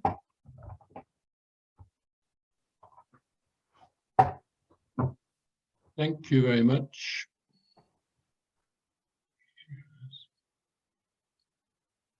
Thank you very much, Amanda. A particularly welcome talk because the point of these seminars is to ponder some of the deep philosophical assumptions that lie behind our problems, and you've done that very well. Also, I think your talk is going to provide a very nice bridge to the next presentation, which will be after the break. I have quite a lot of questions, having lived in Northern Ireland for half my working life, but I'll hold those back because I think we have a few here. Yes. Philip Rosemann, thank you for this very fine paper, Amanda. You were talking about the alienation from nature that occurs in capitalism. That seems right. Yet one could also argue that the exploitation of nature and of the human being have developed in tandem, just as nature has been reduced to a mere resource. So we now speak of human resources and even human capital. So is the human being even still in charge of these exploitative processes? Well, Philip, thank you for a really fascinating and important question. Yeah, that's, I think it goes to the crux of the problem that we currently face. We live within a socioeconomic system that prioritizes profit making and the interests of private sectors and vested interests above average people. And you're absolutely correct, within capitalism, it is premised upon the exploitation of a majority of people and the interests of a small minority, and the exploitation of nature also in those interests. And I suppose your question points to, again, some of the point I tried to make around communities as a space for critical thinking and action. We know the state is not going to fund the revolution, but there is an responsibility to fund critical education so communities understand some of the problems in which we face and become to feel empowered to take action. We can't address sustainability without tackling the socio-economic system that has got us to where we're at. Do people have the power to do so? I hope so. I think that goes to the point of the seminar and your questions about agency and grassroots activism. I think our example of Climate Coalition NI shows what we can achieve when communities and people lead the way. But of course, we're looking at a global scale and global transformation. I'm hopeful that we can affect change, but I'm also aware that we are facing massive vested interests and a system that is complete antithesis to what needs to happen. Thank you. Okay, we have another one at least. Yes, Louise Melinda. Is it possible to adapt or reimagine capitalism in a manner that better recognizes and supports our codependence with each other and nature? That's another really interesting question, Louise. Thank you very much. We see different models of capitalism where there is a different viewpoint towards our relationship with nature and our interdependency with nature and with each other. I think, again, we always talk the Scandinavian countries, which do things differently. With Sweden, we can see that, yes, it's a capitalist state, but there are better protections within the state for people. There are a different perspective on our interdependency with nature and with each other. I'm really conscious of the absolute limits of capital because it is ultimately based on exploitation of people and profit, people and natural resources to make profit. Can that system be fundamentally reformed to enable a sustainable future? I'm not sure. There are precedents that point towards greater sustainability in places like Sweden, which has ramped up its ambition for climate and ecological action. So I suppose what Louise, I'm trying to say, I can't fully answer that question. When it comes to capitalism and how you can reform it, I'm not completely convinced that that's going to be possible. But some countries believe that it is. Thank you. I'll ask you a question myself now, I think, because I've got several here. What is the relationship between Climate Coalition Northern Ireland and the Green Party in Northern Ireland? I mean, is it a warm relationship, or is it? We have relationships with all political parties. That has been essential to develop the climate bill, the private members bill. So I suppose with our co-sponsored parties, we have a warm relationship, I think, with all. Now that relationship has been tested through the evolution of the private members bill and the challenges presented by the minister's bill. But I think coming forward, yes, we still have a positive relationship. Now, the challenges that surround the advent of the bill that has been passed by the Assembly are many, not least in the recent Assembly results. The Green Party lost both their seats. So that does raise concerns about the power for the critical voices of people like Claire Bailey and Rachel Woods to continue to put pressure on to ensure that we have ambitious climate legislation and policy. But then we have people like John Blair and the Alliance Party, who's a co-sponsor of the bill, who has really critical intentions and wants climate action. So yes, we have good relations with all our co-sponsors of the original bill, the private members bill, and we look forward to working with those MLAs to advance the climate legislation policy for Northern Ireland. Thank you very much. It sounds very interesting the way that you have to operate within a political system which is characterized from time to time by sort of frozen relationships as at present, you know. So It sounds as if you've really succeeded in battering down some of the resistance, to what you're trying to do. We'll take another question here. Do you think that the COVID-19 pandemic has provided us with an opportunity to reimagine how we can live in a more sustainable way? Yes, absolutely. I think one of the benefits, if I can say a benefit of the pandemic, has been the forced pausing of our busyness and of our lives, the space to reflect on what's important. So on one hand, we see now this movement towards people saying, well, I don't want to continue having super stressed lives where I have to travel to work all the time. And the movement of work from home, I think, is a reflection of how people have changed. But I think more broadly, the people's recognition of nature has increased, and acknowledgement of our interdependency has increased so much throughout the pandemic. We can see through those times of forced lockdown, when people can only travel within 1 kilometre or 5 kilometres, increase in people going to local woods, going to parks, to try, and with that, appreciate nature more broadly. I'm a member of my local community garden, and during the lockdown, we see a big increase in people wanting to join the garden as well, because of a sense of how we relate to each other in our community, and to more patterns of sustainability. So I think, yes, COVID has provided an opportunity for us to rethink about nature, but the concern now is, as we go back to full tilt economic acceleration, what does that mean for our relationships? We can't continue to go back to what things were like, because it has been so bad for people and planet. And so we need to bear in mind the need for future pathways, that they have to be sustainable. Okay, thank you very much. We've got more questions coming in. Pauline Conway, do you have links with the Stop Climate Chaos Coalition in the Republic of Ireland? We don't have formal links, Pauline, thank you. It's something that we would love to establish. I think we've just been so busy over the last 2 years trying to advance climate legislation that we haven't been able to strengthen our links, but we have tentative links, and that's something we'd like to advance further. So thanks, Paul, that's a good question. A good reminder for me to follow up on that as well. Thank you. Okay, I'll pop in a question from myself again.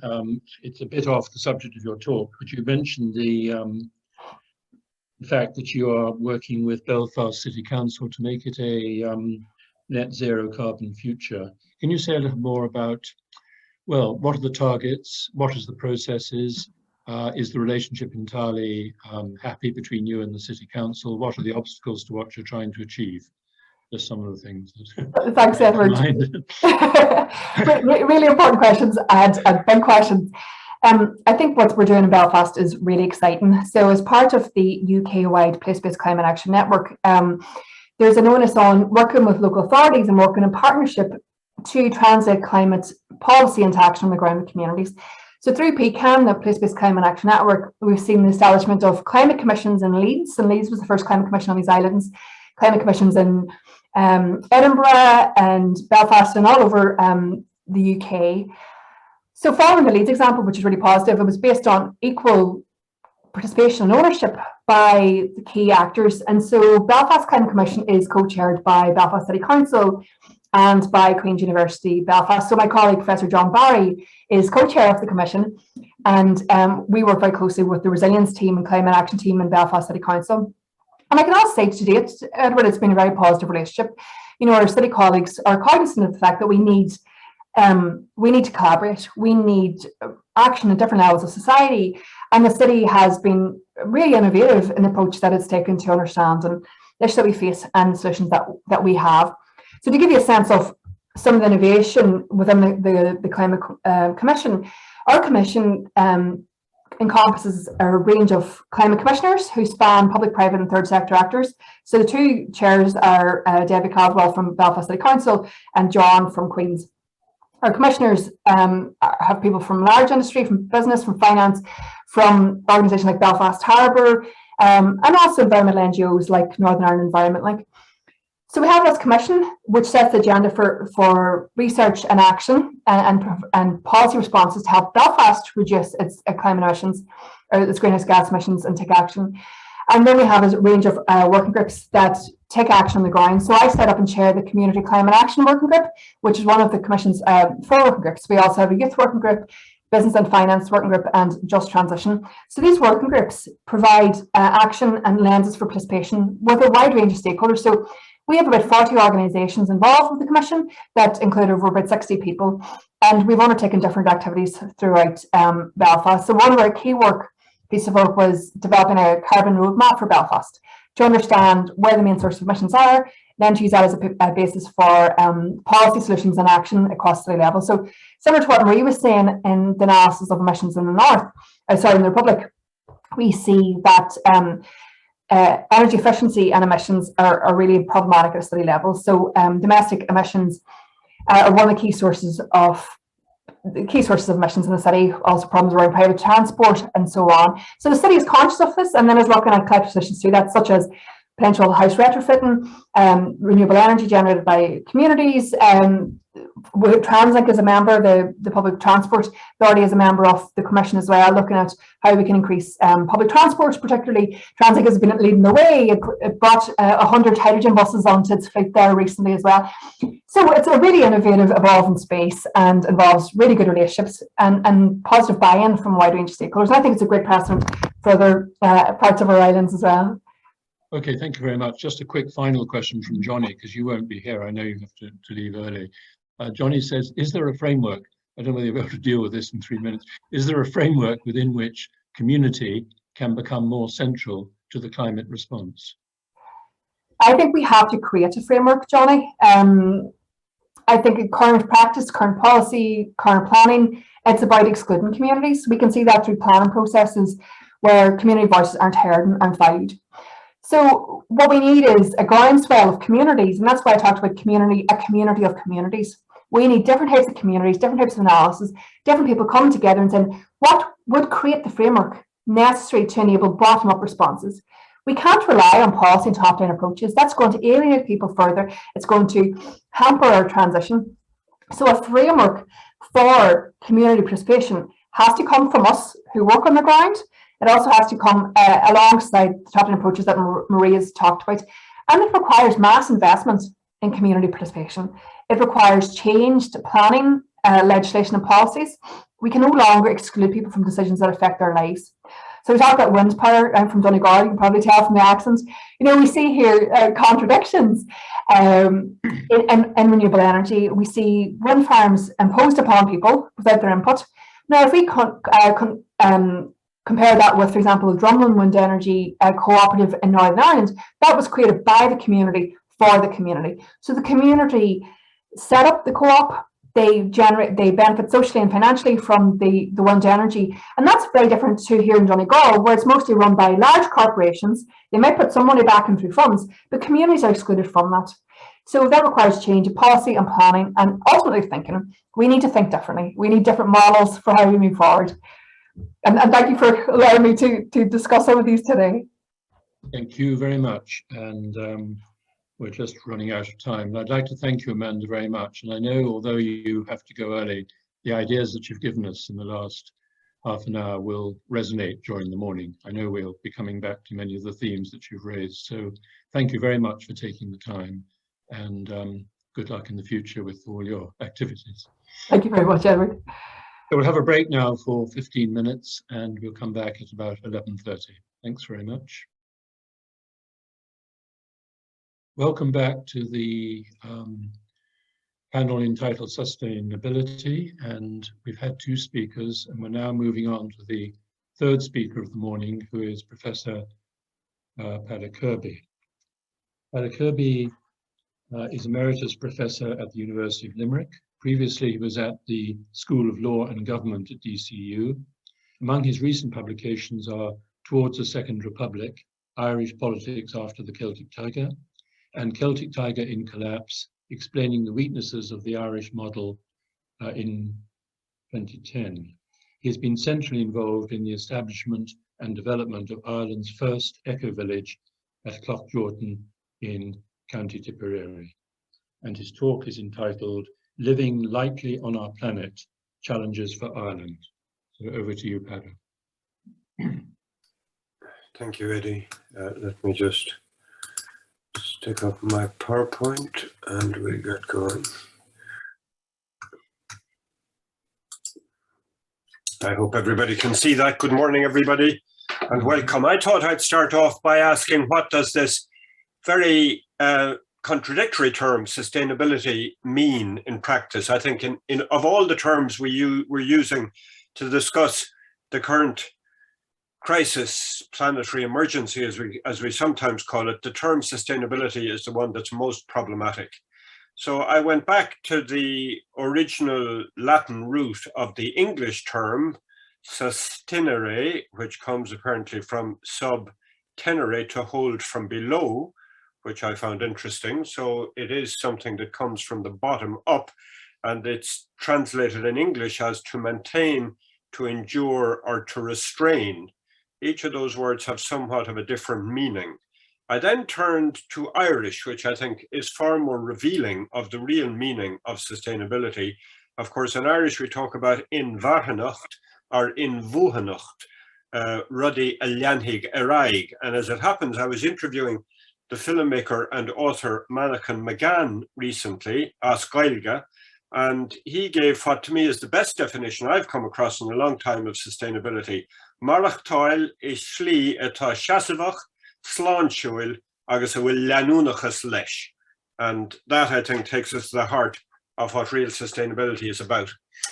And I found it interesting looking at the recent IPCC report, the WG3 of AR6 that came out last month, where it effectively links the problems we're facing to unsustainable practices, to do a lot to do with our own lifestyles. So it said that human-induced climate change is a consequence of more than a century of net greenhouse gas emissions from unsustainable energy use, land use and land use change, lifestyle, and patterns of consumption and production. And that pretty well covers everything that we produce and do with our lives. So unsustainability is really at the heart of the problem. We use, I suppose, the most common usage of the term sustainability is as an adjective to development. It has become ubiquitous since the Brundtland Report of 1987. And I give the definition there on the other side, that humanity has the ability to make development sustainable to ensure that it meets the needs of the present without compromising the ability of future generations to meet their own needs.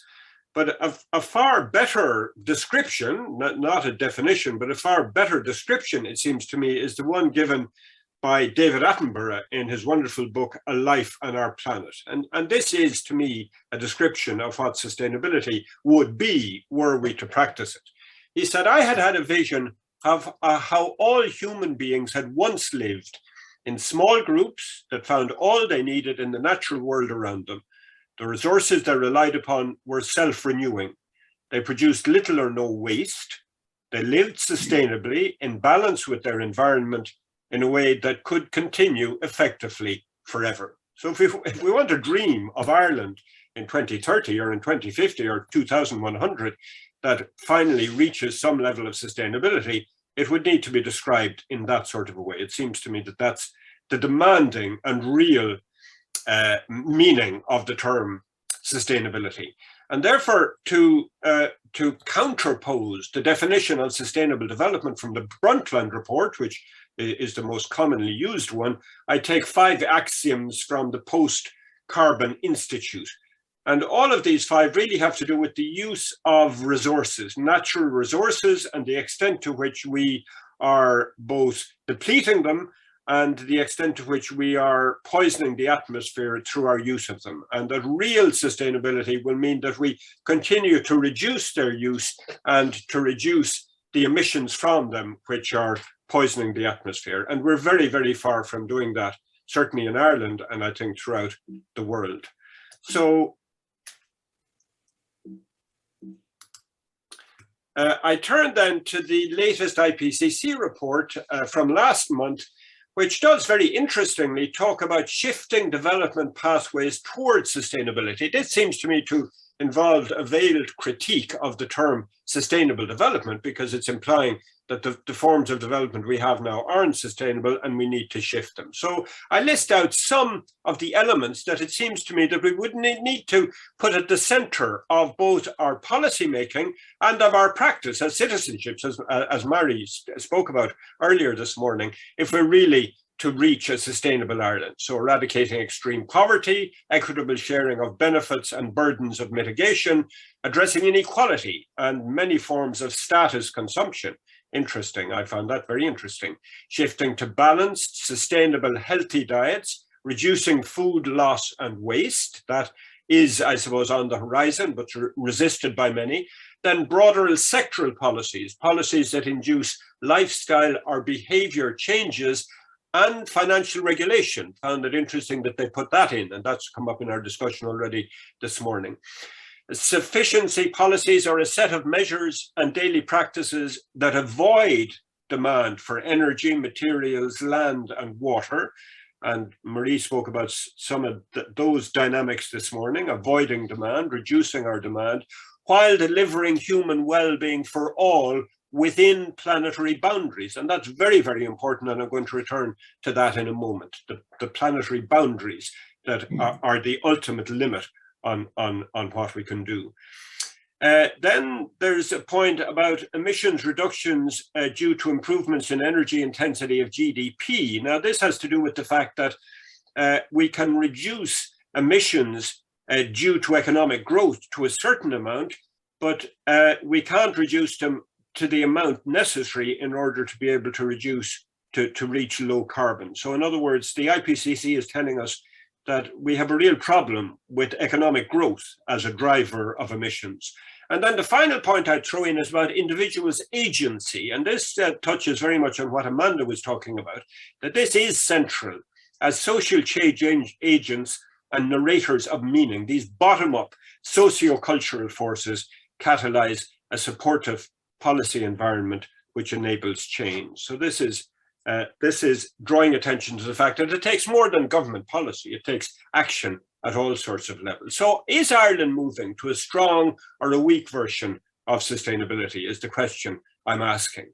I think the Climate Action Plan, very ambitious. I agree with Mary on that. But the latest evidence is that we're already falling short on it. And it does require a revolution in governance in this country, which to me is the most interesting aspect of it. And it remains very much to be seen if our governance structures can really fit the bill, can really meet that challenge. I think there are some promising proposals in the Circular Economy Bill going through the Oireachtas at the moment, the move to keeping resources in use for as long as possible. But I do find a lack of ambition on dealing with what I think many experts would say is a fundamental problem, which is planned obsolescence, that into many of the goods that are manufactured that we use every day, including our mobile phones and many of the white goods on our homes, is a planned obsolescence. And that needs to be dealt with. It needs effectively to be banned. And this, it's been discussed in terms of the Circular Economy Bill, but kicked into the long grass, it seems to me. The Circular Economy Bill has been criticised for its lack of targets and the need to target not just waste, but resource use in general. Though I do see the target of reducing food waste by 50% by 2030. That's, again, an ambitious target, and we will need to meet that. Now, so if the Circular Economy Bill is implemented with ambition, then it should strengthen the move from ownership, which is already happening, to usership. And I think Mary touched on that. No mention of advertising, however. And so to counterpose that with some of the actions that some experts feel that we really need to take if we're serious about sustainability, I give a list there of, I start with the French law that doesn't allow flights between places that can be reached by train within 2.5 hours. And then I take a list from Jason Hickel's Less Not More book, which I found very, very interesting, I must say. So end planned obsolescence is top of his list. Curb advertising, introduce maximum incomes. That isn't in the policy domain yet. It's been discussed in some quarters. A shift from ownership to usership, already mentioned, ending food waste. Those are in the Circular Economy Bill. And then the decommodification of public goods, expanding the commons, very, very important. I also touch here on a UK report which identified the world's wealthiest as being at the heart of the climate problem. Indeed, the IPCC itself mentions this, the contribution of gross global inequality to driving the carbon crisis. The richest 1% produce emissions equivalent to 50% of humanity. So the UK report recommended curbs on frequent flying, on driving of SUVs, on large energy inefficient homes. And I come back then to looking at some evidence about our lack of ambition in this regard in Irish policymaking. I go to the Climate Action Plan and look at the just transition principles, of which there are 4. Principle number 3 says the following, that the costs are shared so that the impact is equitable and existing inequalities are not exacerbated. But the whole problem is that existing inequalities are very central to the problem of emissions, as we can see here, that I mean, between 10% and 1% of the richest are responsible for 50% of the global emissions, while the poorest 50% are responsible for only about 10% of total lifestyle consumption emissions. That's on the left-hand side, global figures, but figures for Ireland show with the red line at the top, you could see that that's the personal carbon footprint for the top 1%, whereas the green line is the bottom 40% and the blue line is the bottom 50%. So again, you can see in Ireland, we have a huge problem with inequality, socioeconomic inequality driving carbon emissions, and yet the most that the Climate Action Plan can tell us is that just transition actions will not exacerbate existing inequalities, completely inadequate. Then we come to the planetary boundaries and floors that I've already mentioned, taking it from the IPCC report. This is very important, and most listeners will probably know that the Stockholm Resilience Institute in 2009 identified 9 planetary boundaries. We were then overshooting 3 of them. By 2015, we were overshooting 4, and by last November, we've overshot 5. It's interesting to note that climate change isn't the most severe of them. The most severe is biodiversity loss.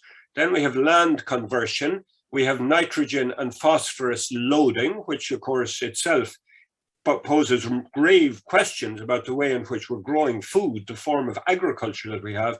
And then the 5th one that they have now added to the list is the amount of plastics in our oceans and in our land, and indeed in our food and in our very bodies, as we're finding out.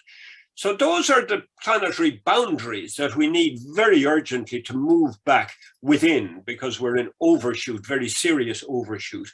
And what this graphic is taken from adds in the social foundation, the social floor, because it's no good having an economy that lives within planetary boundaries if we're not also providing decent livelihoods, decent living standards, housing, healthcare, education to the great majority of the world's people. So we need a social foundation as well as planetary boundaries. And this comes, of course, as you probably know, from the donut economics of Kate Raworth, which is turning economics on its head, really, as a way of meeting both of these fundamental elements, which is living within planetary boundaries and yet ensuring the social foundation of our societies is being met.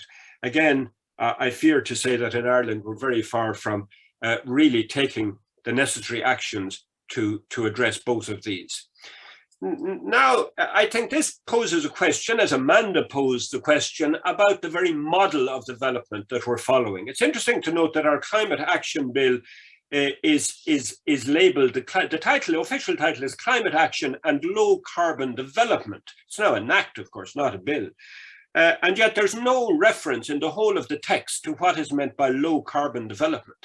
And this is very interesting, because of course that's precisely what we need. We need some new form of development that is low carbon. And yet we have a piece of legislation that has it in the title, but makes no mention of it. This is a letter from 243 leading European academics to the European Union, published in 18 languages in 2018, not yet translated into Irish, I'm sorry to say, where they said that we are now exceeding the safe operating space for humanity on this planet. That means we're exceeding the planetary boundaries, far exceeding them in some cases. And there's no sign that economic activity is being decoupled from resource use or pollution at anything like the scale required. So they call on the European Union to introduce post-growth futures, futures beyond economic growth, and to reconsider the pursuit of growth as a policy goal and to devise alternatives, alternative indicators, some of which we do have, though they're still very marginal, to turn the Stability and Growth Pact into a Stability and Wellbeing Pact, and to establish a Ministry for Economic Transition. Spain is the only country I know in Europe that has a Ministry for Economic Transition. So this brings the issue of development models into the picture of sustainability. The UNDP said as far back as 2011 that our development model is bumping up against concrete limits. And the UNEP said in 2014 that as the current model of development is not sustainable in the long run, a real change, of course, will be needed, significantly changing technologies, policies, and consumption habits. So what is this new model of development? And it takes us back to realize that all development happens within models. We've had very statist models, both left-wing and right-wing versions, fascist and communist, and then we've had very free market models. Very radical free market models, as the Celtic Tiger in Ireland indicated. Yet the large literature on international development shows, for example, that success emerged more from social democratic and developmental state models, not from the free market. And we outlined this, Tadhg O'Mahony and myself, in our book on the political economy of the low carbon transition. And yet these lessons seem absent in the literature on the low carbon transition. There is no mention of what development models we need to follow. As I say, there is a certain mention that we need a new model, but what that model is the interesting point. Now, we'll come in a moment to look at the dominant model that we do follow, which is a climate capitalism. Amanda has touched on that, and the need for an alternative. President Higgins calls it an eco-social paradigm. So in some quarters, it's an eco-socialism. And yet behind all this is a striking lack of any awareness of the need for a new theoretical framework for the low carbon transition. After all, Keynes gave us the framework for the social democratic model in the post-war years. Von Hayek and Friedman provided the theoretical underpinnings of neoliberalism that then replaced that. So what's going to guide us in the low carbon transition model that we now need? And for that reason, in my latest book on Karl Polanyi and the Contemporary Political Crisis, with a foreword by President Higgins, I offer Karl Polanyi as the guide for the low carbon transition. But coming back to the model we're using, though we rarely actually talk about it, it is a climate capitalism. It's a model which squares capitalism's need for continual economic growth with substantial shifts away from carbon-based industrial development. And as the European experts in the letter I just quoted said, well, all the evidence is that we're not doing this. We're not decoupling economic growth from emissions growth. And this is a real problem. So what climate capitalism tries to do is create markets for carbon based on the price of a ton, and Marie mentioned those earlier, to develop markets for new renewable technologies, to replace those based on fossil fuels. All that is happening. What we're less aware of, I think, is that it's really a version of neoliberalism based on the ideological fixation with free markets, as Newell and Patterson put it, the dominance of finance, and really the acceptance of widening socioeconomic inequalities. It really doesn't address those in any substantial way. Some people then pose an alternative model as being an ecological socialism based upon the tradition of utopian socialism, prior in many ways to Marxist socialism, and this would be very much the tradition that Karl Polanyi worked out of.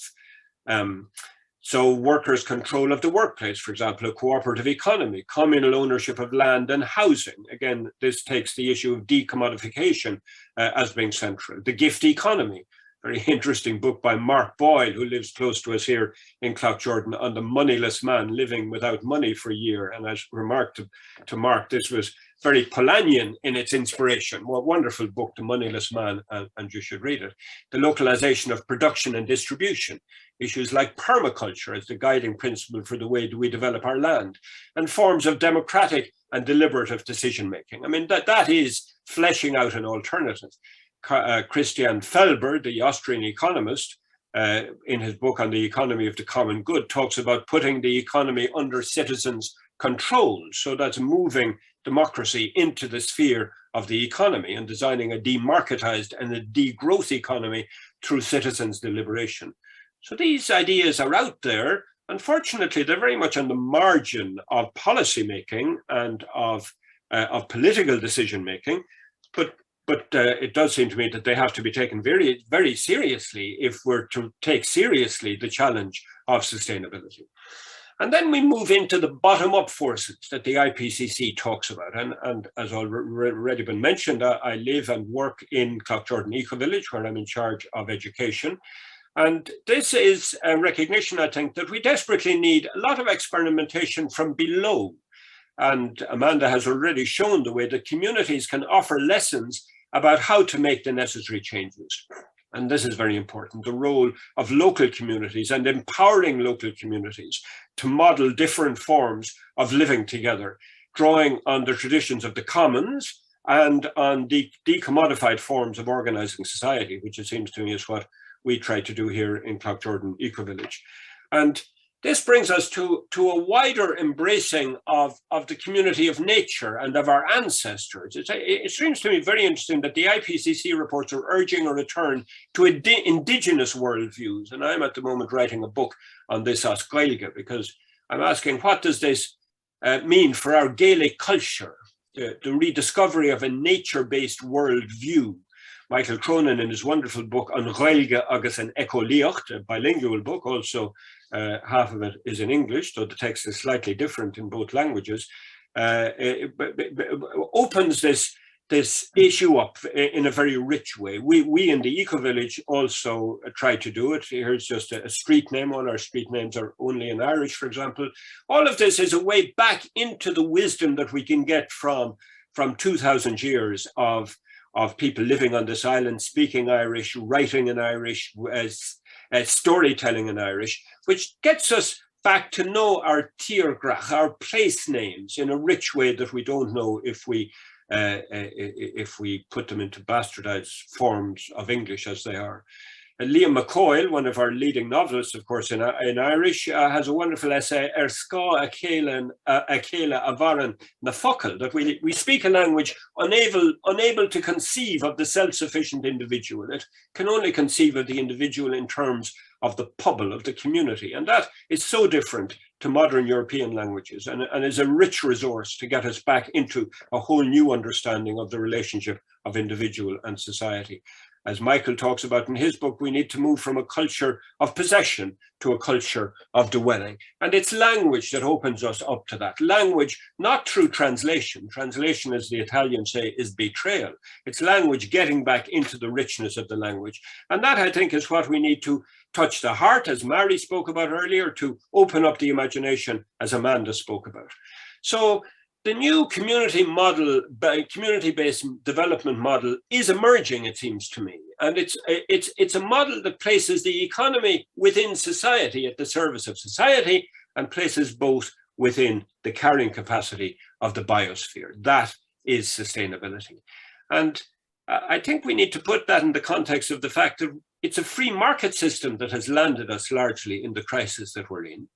That the state doesn't have all the answers. It can often make matters worse, as we know. And this is where we need a new form of model, which community is at the center of. Unleashing creativity, creating livelihoods at home, localized economy, instead of allowing money to rush out of our local economies to global areas and young people following it. So depleting local communities, and nurturing an interdependent community, which is, to me, absolutely vital if we're to move towards sustainability. So it seems to me the time has come to take our power back. I'll end with a quote from the climate scientist Mike Hewlett in his wonderful book, Why We Disagree About Climate Change. He says that we need to ask not what we can do for climate change, which is usually what we ask, but to ask what climate change can do for us. How climate change can get us to look at ourselves and our society and our real needs as human beings, social beings in community, and build a society that meets those. So here's two options for Ireland in the future. MRIA has already mentioned sea level rise. So this is a map that's not entirely fictional. I mean, with the more alarming forecasts of sea level rise, this could be the archipelago of these islands in 80 years or so. And that's one option if we don't move towards sustainability. And the other option is that we do begin to develop as a society of human flourishing. So that, taking Mike Hewlett's point, that climate change and biodiversity loss do make us look critically at the systems that structure our society and economy, including our cultural and spiritual values. And that is causing so much damage and suffering, not just to nature, but to human beings and to communities, and forcing us to look at how it must be changed in ways that offer this prospect of a more humane and satisfying society. And this is a photograph of our farm in our eco-village and the growing of foods in a biodynamic and organic way. So it would be a society less obsessed with material possessions, absolutely vital to reduce the amount of production, more concerned about relationships and the qualities of how we interact with each other, building real interdependent community. And that's a real art, and it's a real challenge. And it's something that we've lost in recent generations, particularly under the impact of neoliberalism. Less focused on what I want and more focused on what the biosystem and society needs. Echoes of President Kennedy in that, perhaps, but a lot of wisdom in it. And more nourished and fulfilled by the beauty of the world around me than by endless videos on my phone. Now, that to me is a vision of a sustainable world. Whether we're moving towards that in contemporary Ireland, certainly not by 2030, it seems to me, but whether we can begin to take the steps to move us towards it, that's the great challenge of our time. Gurmil Mahwef. Thank you.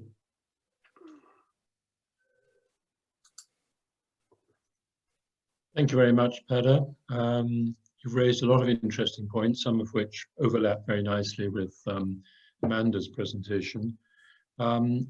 I've got a couple of questions. I was very interested by what you said about inequality being a problem in Irish society, but also echoing what the IPCC report said, that people who do most of the polluting are the richest parts of the world, and it's the richest countries that do most damage. And so there are issues of social justice and so on if we try to remedy climate change problems.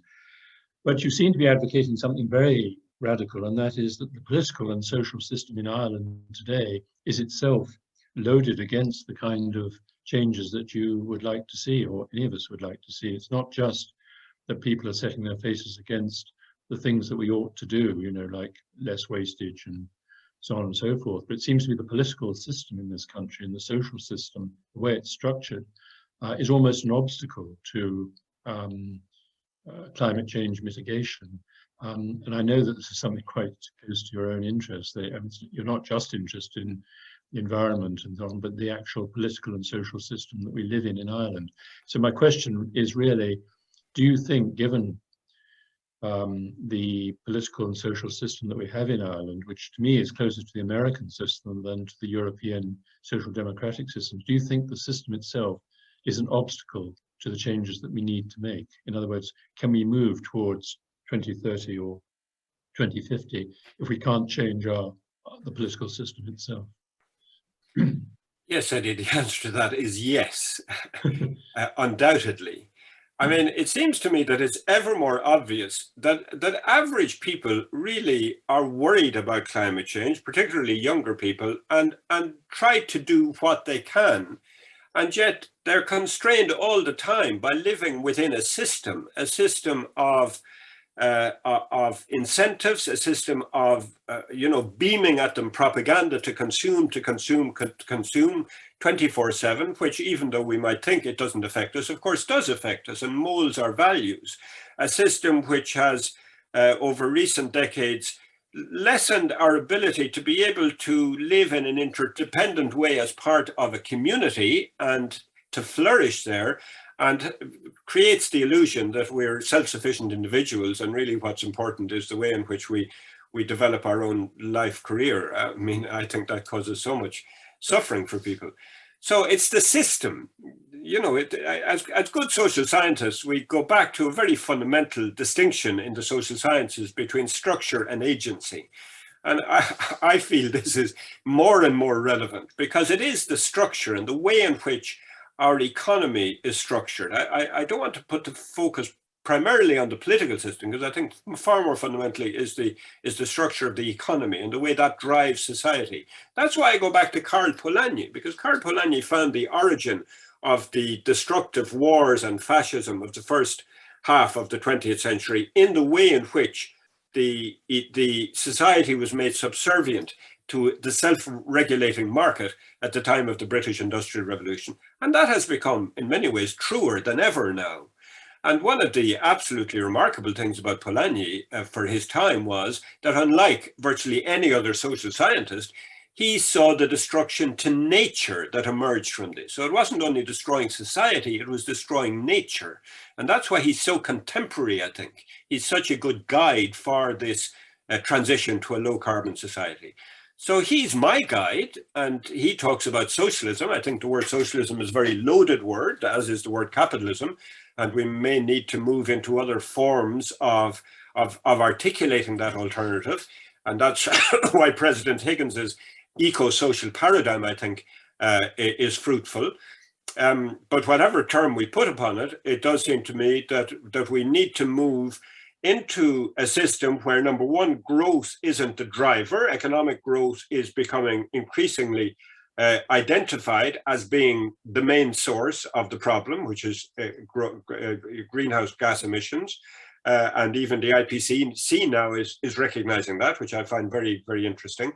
And an economy that works for the good of human flourishing rather than for the good of profit making by small elites, which is what we've come to in this very extreme neoliberalized economy that we have. So, yeah, I mean, capitalism is a main cause of our problem. We can use that, we can say that phrase, but of course, capitalism is itself an occupied word, which means so many different things to so many different people. So it doesn't help us very much.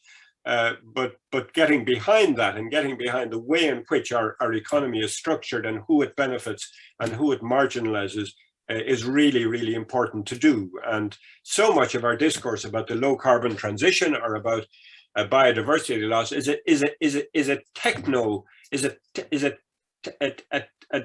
discourse of technology, techno-scientific discourse.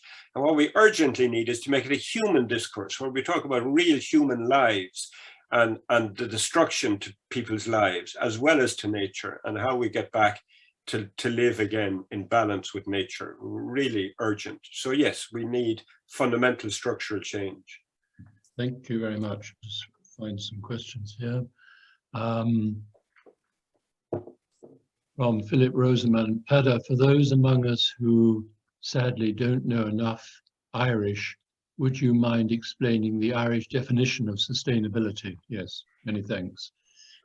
Thank you, Philip. I did ask yesterday, was everybody here going to be Irish? So that led me to believe I didn't have to translate it. It really bugs me that people spend 14 years learning a language and we can't even use a few simple words without having to translate them. But I appreciate that not everybody here is Irish. So Philip, I fully understand your request. Shasavok is that it continues. It's to shasav is to stand. It stands. Sláintúil is that it's healthy, which I think is a very interesting part of the definition. Agus go bhfuil leanúnachas leis, that it continues. Leanúnt is to continue on. So it has a stability to it, it's healthy, and it continues on. I hope that helps. Yes, thank you. I found that useful too.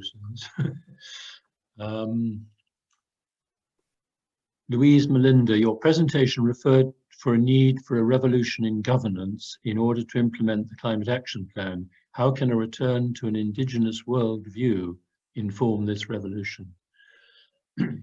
That's a very interesting question. I mean, I suppose one of the things we're learning is that our political system, and this isn't true just in Ireland, of course, it's even worse in other parts of the world, is a political system and political culture, in this day we need to add that in, is proving to be a major obstacle to taking the sort of steps that scientists are screaming at us that we need to take. So that's the issue about the system, that we need a system that can begin to take those steps. And I suppose the issue about the indigenous worldview and the indigenous forms of decision-making is an interesting one. And I live in a community which I think, you know, we experiment a lot and we think a lot and we do a lot of work around governance structures. And this does get us back to the ways in which indigenous peoples, including in Ireland, ran their societies, which were much more participative, much more democratic in that real sense, and I think faced the realities of the problems that touched on the community, that damaged the community, the threats to the community far more effectively than our political systems do. So there's some lessons there that we do begin to need to learn. I mean, in Ireland, we can romanticize the way Ireland was governed in Gaelic Ireland. If we want to go back to that, it was a clan system, and clan means it was governed really as self-governing communities in very loose federations. You know, and that's probably, you know, where we need to go. We certainly need to give communities much more power, I think, and that brings into the frame really the very dysfunctional local governance structures that we have in Ireland, which are particularly bad. Our political system in other ways isn't as bad as other countries, but at the level of local government, it's appallingly bad, and it's really dysfunctional for the low carbon transition. And hopefully now we'll add in the biodiverse transition with this wonderful new citizens assembly, and I'm really expecting that we'll get great things out of that. And that's a dimension that we need to focus in on with far more urgency and make far more central, because beyond climate change, that is in some ways an even more severe challenge. Okay, thank you very much.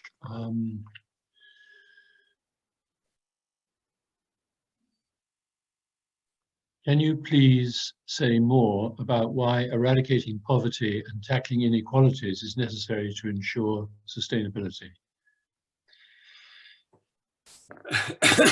Well, I thought I gave the data. If 1% of the world's population are responsible for 50% of emissions, then clearly the curbing their emissions, and some experts have estimated how much that would help to solve our climate problem. You know, that's why we're doing it. Poverty is a related but somewhat separate issue, and I mean, poverty, there are moral reasons why we should address poverty, obviously, but there are also very practical reasons, and I think we're beginning to encounter them in this country, that some of the actions that we're taking to deal with reducing our emissions, we have to be very, very sure that the burden, any burdens that they place, don't disadvantage people on already low incomes and marginalized within our society, and in fact do the opposite, that not only do they disadvantage them, but they seek to advantage them. And there are certain elements about the way in which the income from the carbon tax is ring-fenced that is trying to do that, and I commend our politicians for trying to do that. In other words, it is being ring-fenced for spending on energy poverty, energy inequality, retrofitting homes for people on low incomes, etc. And we need more of that, obviously. Okay, there's a question from Johnny now, and it's very close to what I was going to ask you about problems encountered at Clough Jordan, but he wants to know, has the model been adopted elsewhere in Ireland or even outside Ireland of your efforts? Does he mean the model of an eco-village? Yes, yes. Yes, of course, there are eco-villages all over the world. We're part of the global eco-village network. In Ireland, I know of a very small eco-village outside Clonakilty, I think about 6 families. I know of an attempt to set one up in Roscommon that was beginning to get off the ground just before COVID hit, so I don't know how that has continued on. But certainly we are by far the most developed and the longest in existence. What sort of problems do you encounter in developing the village? You've been with it from the very start. I've visited a few times and was very impressed with what you're doing, but well, I suppose problems from time to time. Obviously there are many problems. The downturn in 2008 hit us very, very badly. Because to some extent the eco-village was developed on a model that it was born in the Celtic Tiger period, where money seemed to be no object, and we had 132 sites. And before I joined in 2007, before then all the sites had actually been not quite sold, and some people had bought them, but people had put their name down for them. And then, of course, even before the crisis hit in 2008, people had begun to realize that they need money to build houses here.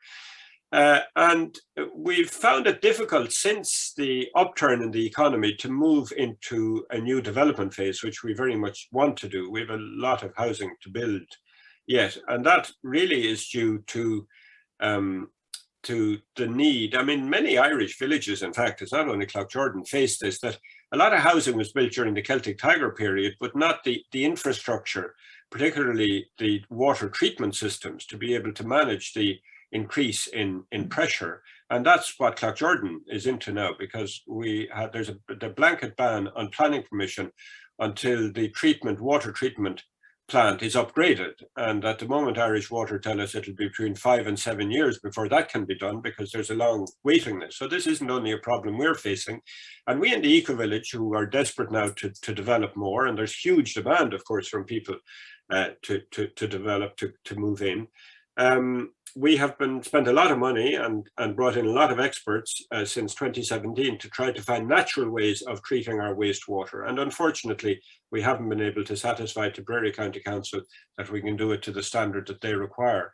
So we're left a bit in a lurch at the moment, and it is a major problem for us. So where we're going to go with this, I don't know, but it just indicates that the problems for any project like ours. We're trying to do things in an entirely natural way. But, and I'm not criticizing Tipperary County Council, they have to maintain standards, but we're caught in a real difficult moment. So that's the major crisis now we're facing. It's not a crisis for the future of the eco-village, but it is a crisis not allowing us to develop and to build out and to bring in new members as we really want to do. I mean, there are many other difficulties, obviously. As I've already said, building community is a real art that we learn with difficulty. I think we have gone through many phases of difficult periods. I think we've learned a lot, and I think we move forward as a community. We've learned a lot of lessons from that, which we share with others. So those are the things I would focus in on, I suppose.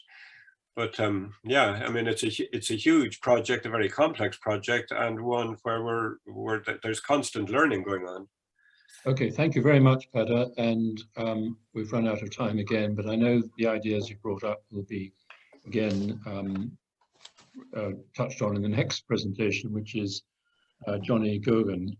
Johnny Gogan was instrumental in establishing the pressure group Love Leitrim to campaign against fracking. After a long journey of 6 years, Ireland became one of the first countries in the world to ban fracking through legislation. Johnny runs a film production company in Leitrim, and it was largely through the medium film that the public got a first-hand impression of what fracking would actually involve. So yes, and his title is Regenerating the State from Below. So a good echo for last week. Over to you, Johnny. Right. Good afternoon. Really been such an interesting presentation this morning, and it's so brilliant to see community emphasized so much as the heart of the response that we need to bring to bear. So I'll be talking about just the importance of community, also probably counterintuitively arguing that a period of crisis is exactly the time when radical change can happen. So without further ado, I'd like to kind of ask for some screen sharing there to show a short clip. It's a trailer for a film I made about our campaign here in Leitrim, which was the 6-year campaign against fracking. So Groundswell is the name of the film, and I think Vanessa is going to show you a clip now. Massen du boos, the massen du boos, the massen du boos, the kajachen are good. 4.9 billion euro of potential tax revenue against the fears about possible contamination of the water supply. We're looking at an area that we concentrate on in the north part of Leitrim and South Fermanagh and the very western edge of Cavan. I'm telling you, they're using you. You hear the plan. They're gonna junk your country up. They are using you, and you are going to be the suckers on the end of the line here. A politician somewhere talked about Leitrim, that we needed to have sacrifice zones. This is going on in 15 countries right now. The United States alone this year, there'll be 15,000 horizontal, multi-stage fractured wells drilled for gas. So they're coming in now. So there must be a frack going on somewhere. Yeah, it's being fracked right now, yeah. I heard a lot of heavy traffic on the road, and I looked out and I could see lorries and police jeeps and other vehicles, and I thought, my God. This is a very toxic industry coming into, it would be like fracking a fractured community. We know when crunch comes to it, who's going to stand on that road in Leitrim and stop them physically? Who's going to do it? The top table aren't driving up. What scared me the most about Corrib was I thought that was going to happen to us.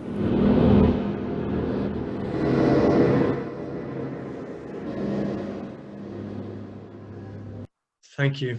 So in February 2011, the government awarded license options to 3 companies to explore for shale gas in the northwest here in the border region.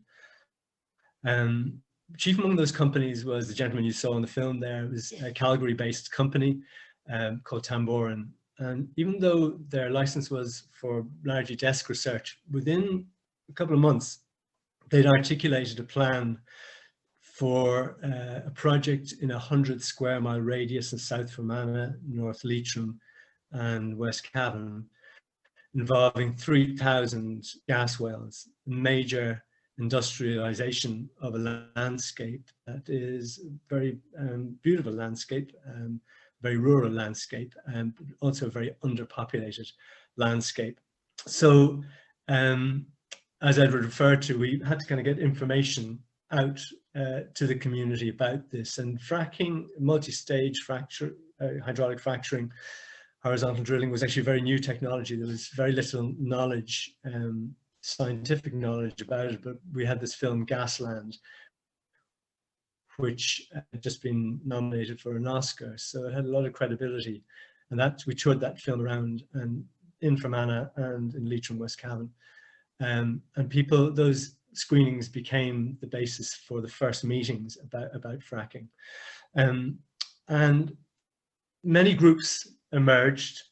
Up to 20 groups were involved in the campaign against fracking over that 6-year period. But the particular group that I'm involved in became quite central to the whole campaign, and that's Love Leitrim. because it was central because it actually was based in the epicenter of where the mining project was going to happen, but also it organized the national network of anti-fracking organizations. And something that Pater had said there about Mike Holm, that, you know, not to make climate change the issue. One of the things we set out in setting out as Love Leitrim was we didn't want to get corralled into a negative space, if you like. We'd seen what happened to the community in North Mayo with the Shell gas project, that how they've been very marginalized and, you know, forced into a particular kind of action that really furthered that marginalization. So we, as you can tell from the Love Leitrim name, we were basically going to articulate what we were in favor of. So we were in favor of the landscape. We wanted to celebrate the landscape that was such a central part to our lives here. We wanted to celebrate community. There's a kind of degree of community cohesion here in Leitrim, largely because of the adversity that people have experienced, widespread emigration over the years. But there was still a strong sense of kind of an older form of community that didn't really exist in too many other places in Ireland. So we wanted to protect that. And also we made a key strategic decision, even though fracking an environmental issue, there really wasn't a strong environmental consciousness here. There wasn't an environmental campaign. I'd stood, for example, for the Green Party and had secured maybe 1% of the vote. It was just, if we had made this an environmental issue, we were not going to get the wider community support. So we focused on issues that were very key to the heart of people in the wider community here. And that was 5,000-year tradition of cattle rearing, where people came to rear cattle and sell them onto the better land down in the south or in mid-Ulster. And that was an industry that would be in jeopardy, as would the nascent kind of tourism industry in the area. Now, I don't like to presume that people everybody on this call is, this conference is against fracking, but we gradually kind of gained a lot of knowledge of how pernicious fracking was. And to give you two contemporary statistics, like 30% of the increase in methane entering the atmosphere in the last decade coming from the US fracking fields. Fracking is 46% more toxic in the global warming sense than coal burning, if you take it in the full life cycle. So we were dealing with something that less was known about at the time, but we had a strong instinct that it needed to be opposed. A key kind of, and this has come up, the political system has come up quite a bit in the discussion today, but a kind of key strategic decision we made back in 2011 was about our democratic system, was about our political system. The social contract, because of the crash and because of the bailout that we were in at the time, the social contract had been very seriously weakened between the people and the political system at that time. But we made this decision that we were going to work with the existing democratic organisms, if you like, that we had, starting at a local level and then building to the national level. And within 2 years, local authorities from Clare to Donegal had brought in moratoria and had brought in bans on fracking. Now, that was not going to have a kind of strong kind of legislative power, because the government had the Strategic Infrastructure Act, which had been brought in to facilitate the SHARE project, that would be able to kind of wipe away those mandates at a local level. But we were basically building an argument that would be very difficult to refute. And we got, within 2 years, by 2013, we got a breakthrough when Rabbit, then the Minister for Energy, Natural Resources, brought in a moratorium on fracking. But he also said in the same breath that the shale revolution had been a game changer for the US economy. So we had to decide at that point whether to stand down or to keep going with our campaign. We kept going. I'm not going to tell you about the next 4 years, but it was actually quite an eventful 4 years to bring about a ban on fracking in Ireland. But I suppose two key aspects to that was that I refer to the political system, the democratically elected political system, but we also had to face down in many ways the permanent government.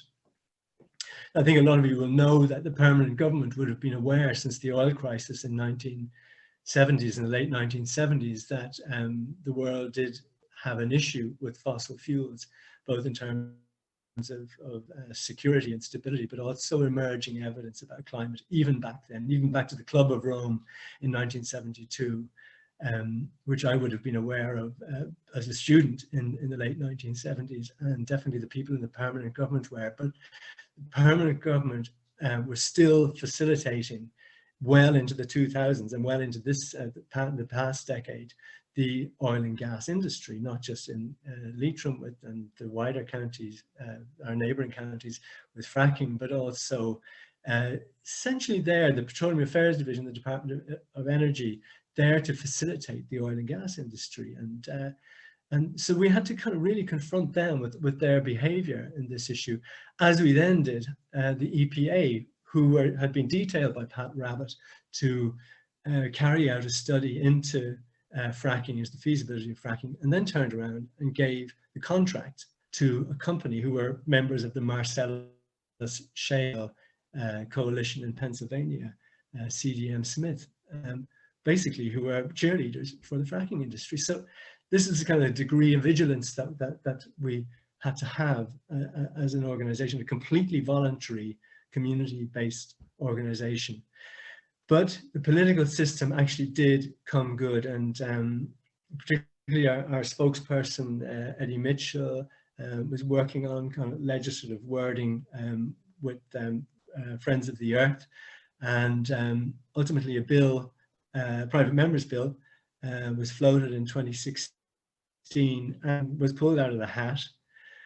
And a year later, that had passed through all the legislative scrutiny, and in July 2017, both Ron Michael D. Higgins signed into law a ban on fracking. So it was one of the first pieces of legislation to the first legislative bans internationally, because a lot of bans have been moratorium. You can see in the UK, will we go back to fracking? Won't we go back to fracking? That kind of very destabilizing regime that they have in the UK about fracking at the moment.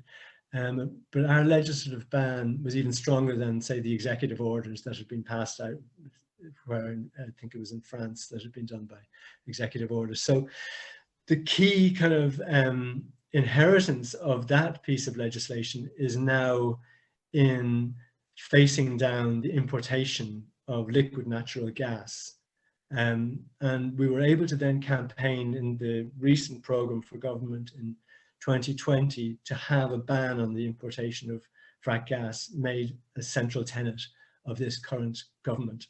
And that is obviously so relevant now with the war in Ukraine, where we're being told that Russian oil and gas will be replaced by liquid natural gas from Qatar, but also hugely from the US. So Ireland is in the center of this kind of global argument about LNG. So for our community here in Leitrim, that wasn't the end, because what we find ourselves faced with is a kind of a succession of crises, if you like. We have a real problem with the monoculture of forestry, with the planned kind of doubling of forestry nationally, which is laudable in many respects, but you know, the monoculture model that we have is just not sustainable.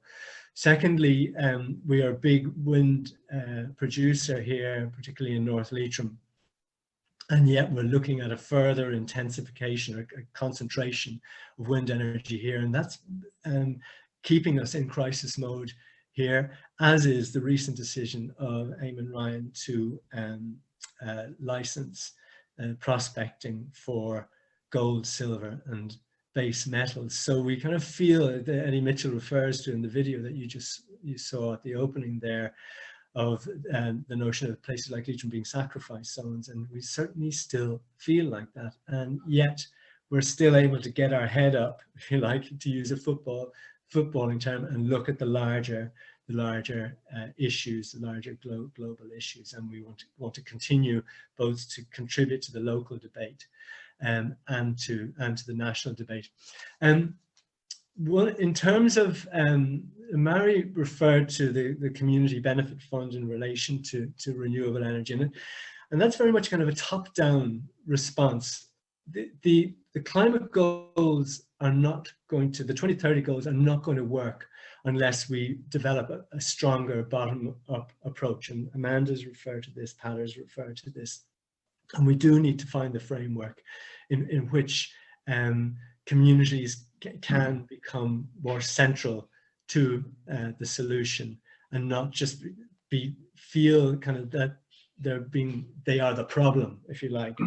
They're feeling powerless in many respects to respond to that. And so I think even sort of important measures that could happen would be for government to engage with sporting organisations, for example, the GAA, which is a huge organisation in rural Ireland, and to see what they can do to address the issue.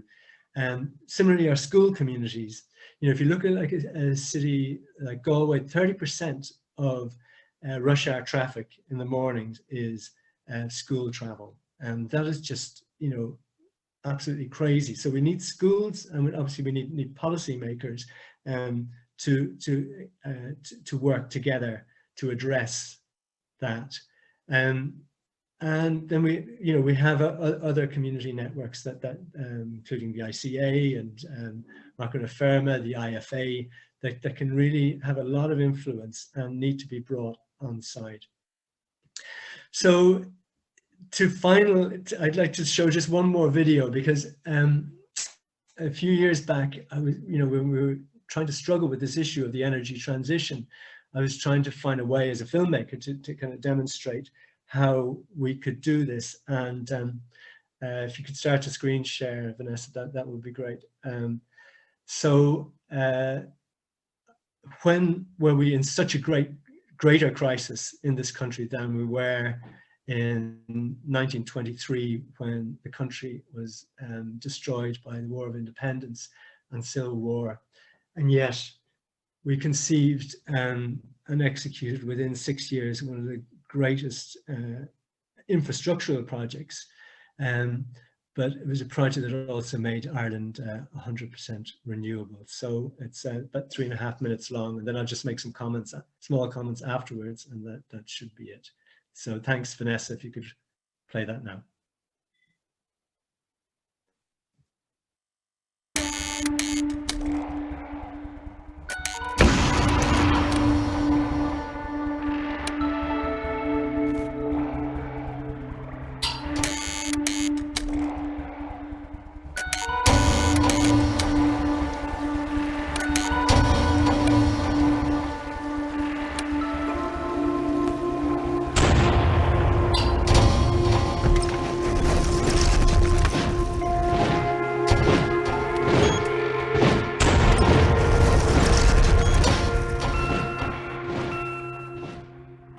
Germany were instrumental in acquiring Irish independence.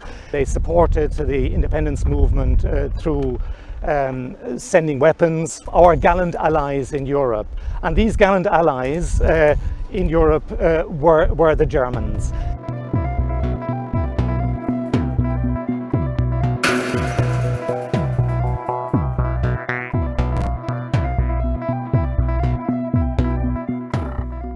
Ag an glutha ceannis san go raibh teangan na Gaeilge, teangan Mhíorla, Taking the Garmanish agus Drohanga all art.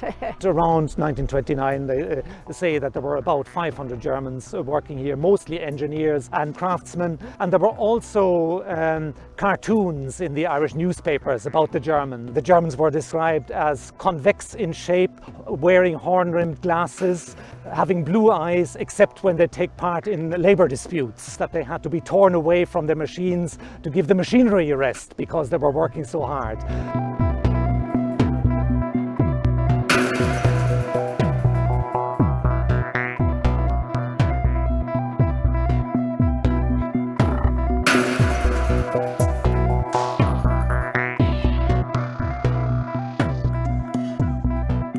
In the historical context in which it came, you had a country which had no industry, living beside a country which had been its colonizer, if you like, and had a lot of industry. So we missed completely the Industrial Revolution. The bishop opened the scheme here in O'Brien's Bridge, and this is where the ceremony took place, and it must have been an absolutely huge occasion. I would have expected that hundreds of German workers were here as well. Our greatest, our most famous river is entering upon a new chapter of its long story. Henceforth, the Shannon will be harnessed in the service of the nation, distributing light, heat, and power throughout the Seerstadt, increasing at once the comfort of our homes and the productive capacity of our farms and factories.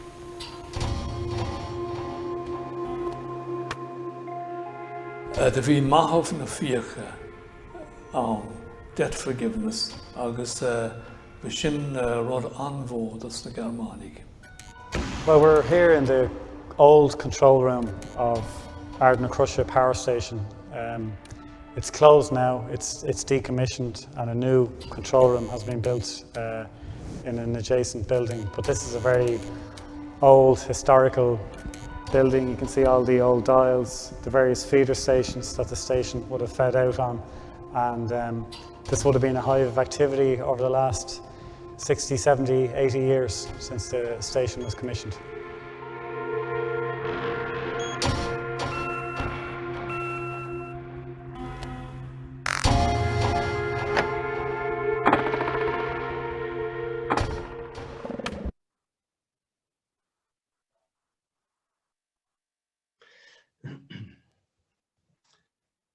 Great. So Ardnacrusha, obviously we're dealing with it in a different period now, but there's so much to learn from that project, not least that, and a number of you have, your contributions have said this, is we need a vision as to what this new future is going to be. It's not about repeating the models of the past. You know, for example, energy production can be much more decentralized now. Your roof can be an energy provider, an electricity provider, with the right materials on it. But what I think we can learn from the Shannon scheme was that project when it got into production in 1925 was using 20% of the annual budget of the state. The state decided it was going to make that money available, it was going to borrow that money to build out that project. So it would then own it at the end of the process. The way we're kind of approaching the energy transition at the moment, it's much more like a Klondike situation with largely private developers being brought into the fray. And I think that is creating something, and is certainly going to create something quite unseemly, where there is going to be quite a huge amount of profit taking from the development of that industry, and those profits are going to go out of the country. There's going to be an outflow of finance because of the model that we're developing. We'll be financing the pension funds in Canada and Germany and France, but not our own pension funds. And I think to do, say, what the Norwegians did with their oil and gas, and to develop a state-led model of development would, and probably the development of a sovereign wealth fund, would really catch the imagination of the Irish people to get behind this whole project. Otherwise, we will have a legitimacy issue where people will not be as central to the solution as needs be. So I'd like to leave it at that, and hopefully there are some questions. Thank you very much.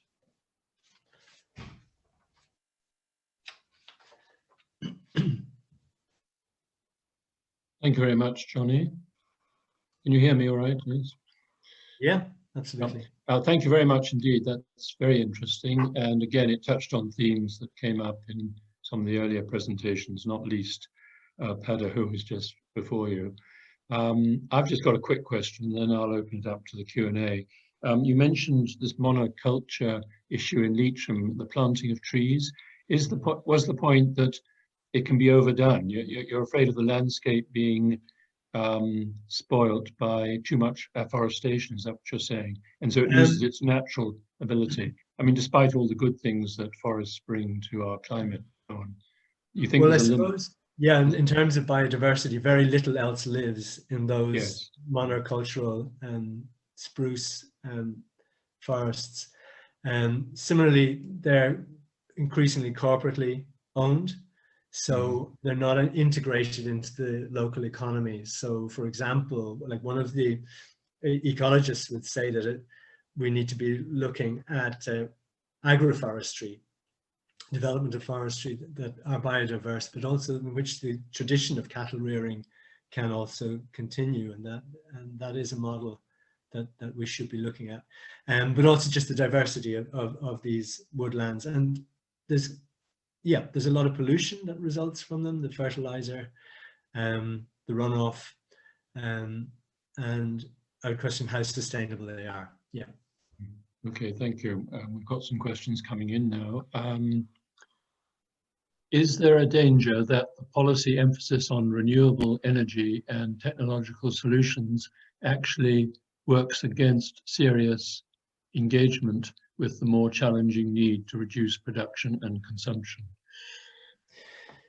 Yes, I understand the question. The reality is the world is going to need more electricity and less because of two aspects of population increase, but also those societies that are developing, and and expect that they have the right to develop in the way that so-called Western societies have developed. So I think what Mary was saying about flattening the curve is really interesting, and so that will change the demand framework, if you like, to facilitate renewables. But bear in mind, we will also be receiving nuclear energy from the Celtic interconnector with France, which should be ready in about 5 years' time. So we'll be sending renewable energy to France, and France will be sending us nuclear power. Nuclear, personally, I believe nuclear is part of the mix.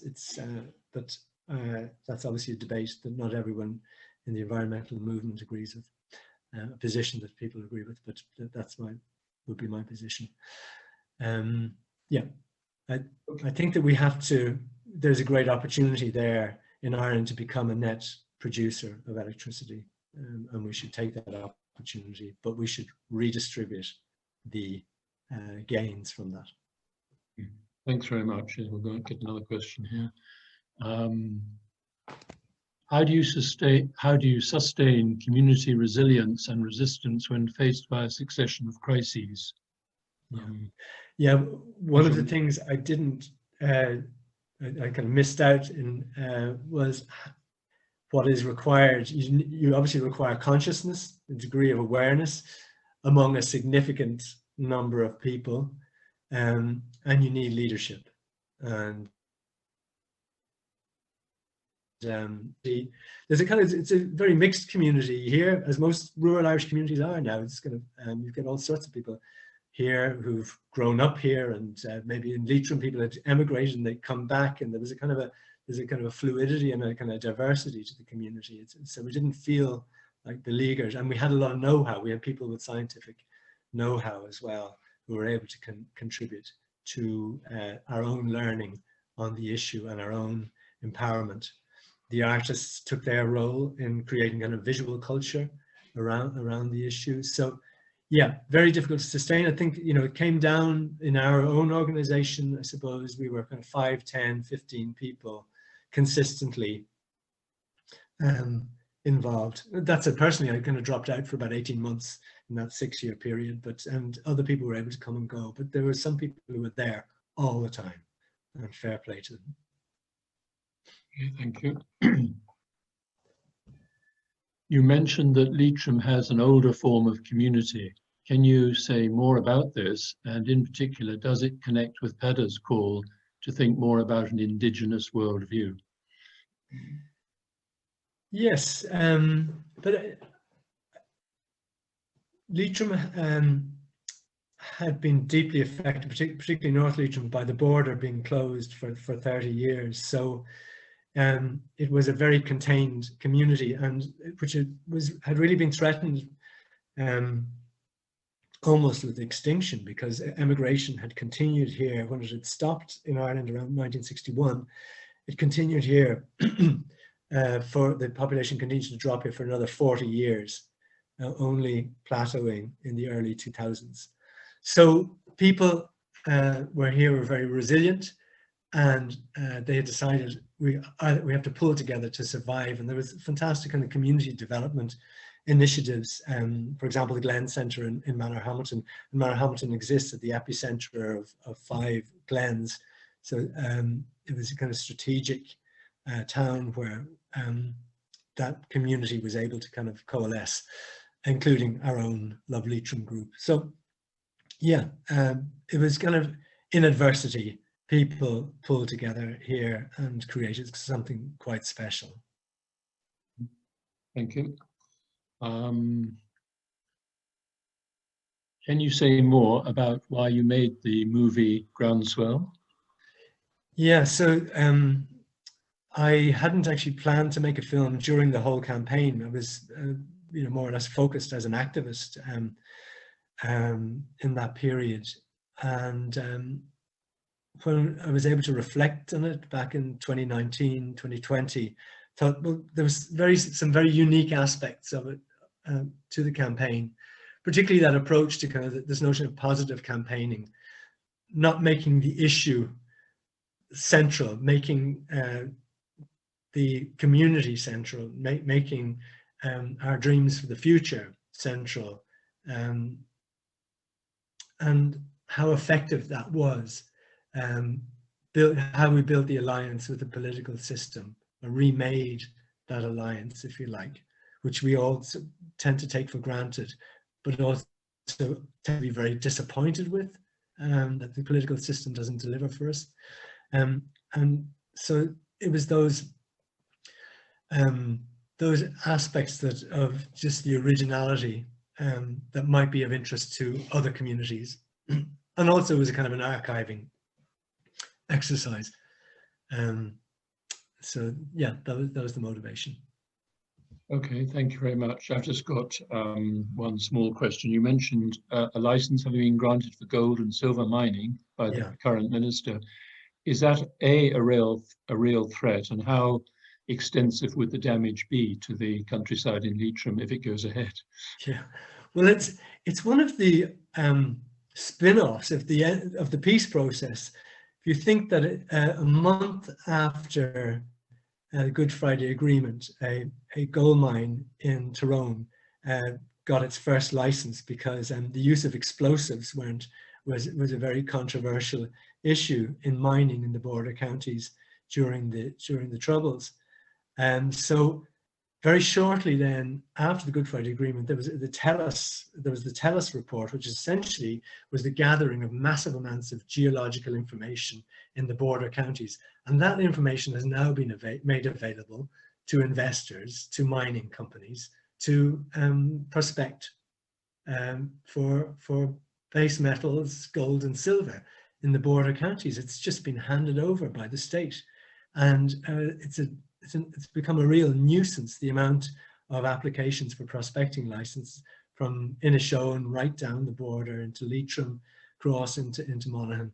And it's completely counter to, I go back to the Club of Rome, 1972, you know, raising the alarm for the damage that extractivism is doing to the planet.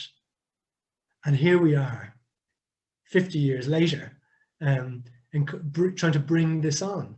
Now, the argument that the government is making, and the Minister Eamon Ryan is making, is, well, we need to get these base metals because at least we have an environmental and human rights regime here, which they mightn't have in the Congo or in Colombia, well, or wherever. And therefore, we need to be looking for them ourselves. But in the face of scientific information that there's 500 years supply of gold in the planet, and so why are you doing that when the central tenet of your mining philosophy is the circular economy? We use what is already above ground, and then if we need more, we go and look for it. And so it's in the face of thousands of submissions that were made here in Leitrim, and literally thousands of submissions against this prospecting license being given out. And it's creating kind of a degree of kind of stress here, having spent 6 years fighting fracking. And so it's really untenable. Mm-hmm.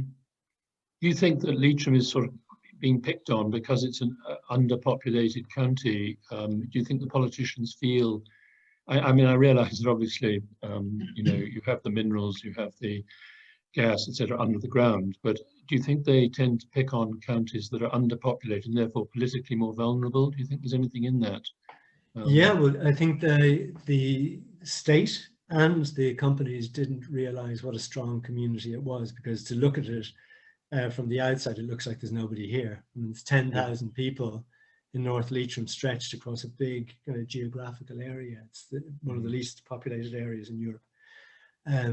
But it has a powerful community. And yes, a politician, as Eddie Mitchell referred to in the video, referred to Leitrim as a sacrifice zone, which is basically an area, you know, the notion that, well, you know, to get where we want to get to, we actually have to sacrifice certain communities in certain areas.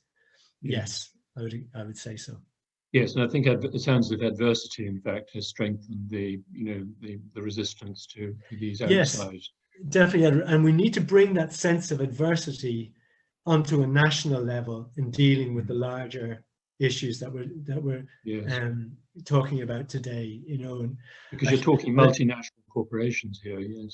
No, I'm talking about actually trying to energize the nation in getting to where we need to get to with the 2030 goals, which is just, you know, we're not there yet. You know, we're kind of tripping over the stray sod, if you like, you know, issues of turf and you know, ending up in really kind of silly debates when you know, we're not necessarily getting the right leadership on the issues. But I mean, it's just an anecdote. I'm sure we're tight on time, but I would often be kind of confronted as a member of the Green Party here and being asked, well, what can we do here? Ireland is so small, you know, we're kind of dropping the ocean in terms of the climate response. And when I get kind of annoyed, I usually kind of say, well, you know, back in 1916, the British Empire was ubiquitous throughout the planet. And, you know, if our grandparents had said, well, what's the point in taking on the British Empire? Really, they're just too powerful. Let's just go home and have a cup of tea. You know, Ireland influenced so many other countries, particularly India, in its independence struggle. You think the scale of India and breaking the British Empire. And that's the way we need to kind of develop that sense of spirit and adversity and courage in taking on these issues, and, you know, stop being so bloody mealy-mouthed about it. Yeah. Yes, Ireland is often said to be punching above its weight, and I think you've summed that up very nicely. I'd like to bring the proceedings to a close now because we're getting near 1 o'clock. But what has struck me about this morning is that the 4 speakers came from different perspectives, but they all overlapped with each other and in many ways reinforced each other, which was good. And the themes that came through very strongly were human agency and community, amongst other things. So I'm very grateful to all 4 speakers who made the morning extremely interesting and informative. And I think the debates generated here will obviously go on in the future. None of these issues have been solved this morning, and they won't be solved in the near future, but at least we've unearthed, I think, a lot of possibilities and visions of what Ireland could look like in the near future. So I'd like to thank all 4 speakers for their contributions. I also need to thank Philip Rosemann, whose idea this was, the 2030 project. He's driven it for about 2 years now, all through COVID, when it was quite difficult to get meetings together and so on. And I want to thank him personally for being a very tactful, gentle, but decisive leader in our project. And I think the fruits of his efforts have been shown not only in this seminar, but in the 2 that we've already had. And I would urge all of you who are listening to come to the one in a week's time, which will be the 4th and final in the series. Last but not least, I need to thank Vanessa and Karen, who've been in the background, but without whom the whole thing would have been impossible, especially with me as a technophobe trying to steer the thing. It's very reassuring to have people who know which knobs need to be twiddled at which moment. So I'm very grateful to Vanessa and Karen and all those who have technically made it possible for this to take place. So I'll say thank you and goodbye to everyone, and hopefully see most of you, if not all of you, in a week's time. Thanks very much.